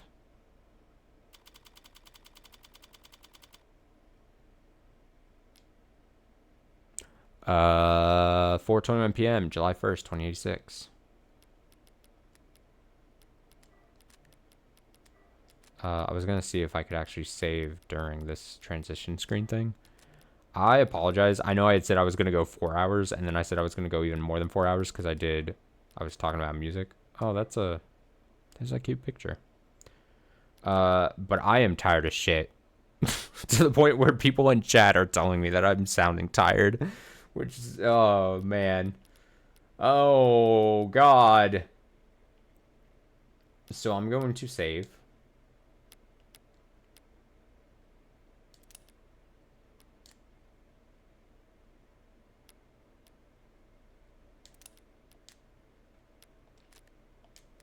Save on this black screen. Apologies. I didn't make it in 4 hours. It's been a long week. I'm going to be 100% honest. I know I don't feel like I shouldn't have to feel the need to explain, but or apologize, but I do sometimes still. Tired of shit. Long week. Long week is long. Lots of obligations. Even for work, I had to go to like meetings in person, which I usually generally work from home, so I'm like, I gotta drive to like office, and then after hours like work function dinner thing that I had to go to that like was fine, but like even weirdly like just drains my overall battery, but also social battery, because I gotta be personable. I gotta be personable. That drains me. Ugh. Me personable? I can't come across as personable ever. And then, yeah, apologies. But, if someone in chat's talking to me about music, I can't help but be like, I like talking about music. So, Apologies on all that. We'll definitely see more of this. I don't want to speed through this for the sake of speeding through it or power through it, especially if I'm tired and I'm reading poorly. That hurts everyone, I think, including you who might be listening to me read, and also my brain for comprehension. So we'll get more to this probably early next week. Like I said, big weekend ahead for the streams. I'm going to try very hard. It'll probably take good size streams both on Saturday and Sunday, but I'm going to try to finish Raging Loop is the main goal. Main priority A, finish Raging Loop. We're very close. I can feel it. Main goal B, if I can help it. Although if I don't accomplish this, I'm not going to try to beat myself up too much, is finishing Pragmata. I know we have a ways to go on that, but if I like locked in for several hours, we could do it, I think. But if that slips into early next week too, I'm not going to be too bummed. And then, like I said, we'll get to more of this next week. Because I'm very enthralled. I'm very curious about this game. No, not curious about this game. I'm curious about this mystery in this episode. It's a very, I don't want to say standard because that has like a negative connotation, but I like the mystery in this visual novel that is being thrown at me, and I'm interested, and I like the writing quite a bit. I like the characters. I like the characterization. I like the character designs. All the characters are very interesting. All the players in the story. I'm curious. I'm going to head out. I'm going to try to get, I don't know if I'm so tired. I can't even remember if I mentioned it during this stream or not. This past week, I've been getting off of like 3 hours of sleep on average a night, probably. Partly my fault, partly not my fault. So it's like 50-50, honestly. So it's the weekend. I'm gonna catch up on sleep and recover the brain. Hopefully. Thanks for watching. Thanks for listening to me struggle through reading. Much appreciated. I hope you're enjoying so far episode 1 here of The Devil. And are excited for the next part. And I'm excited for the other streams this weekend. Until those streams. Until tomorrow. Have a nice night. Take it easy.